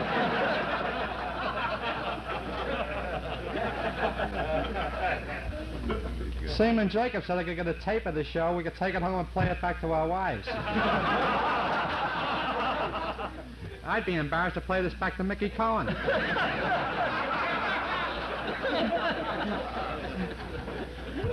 I got one story I think is quite appropriate. It's the time that Howard and I first met our first agent. It was way back in 1929. This guy had a little hole in the wall, and we thought we'd sign up with the guy. He wasn't a real big agent. He just missed. He had a couple of good acts. Well, he had the Ritz Brothers. Not Harry, just Jimmy and Al.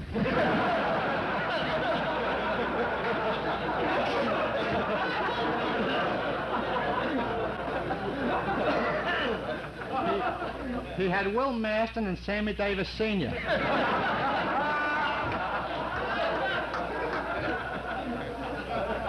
And he had Polly Bergen's father.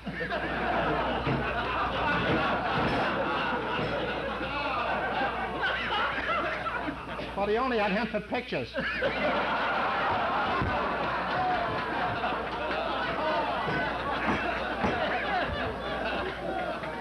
Well, we signed with this guy, and nothing happened. One day, Howard and I cornered this guy in Dave's blue room. He had a little hole in the wall in the Bond building, you know. We finally found him one night, and we said to him, look at Guy. His name was Guy Martin. Maybe some of you heard of him. Hey, Guy, we said, look, we're a couple of young guys. We need a strong agent, you know. You're kind of a gentleman. We need a guy that goes in and kicks and drugs and lies and beats everybody to death. You're such a gentleman. He looked at us and he says, listen, I'm just as big a prick as any of them. Now, any of my friends out there who are agents, believe me, he wasn't.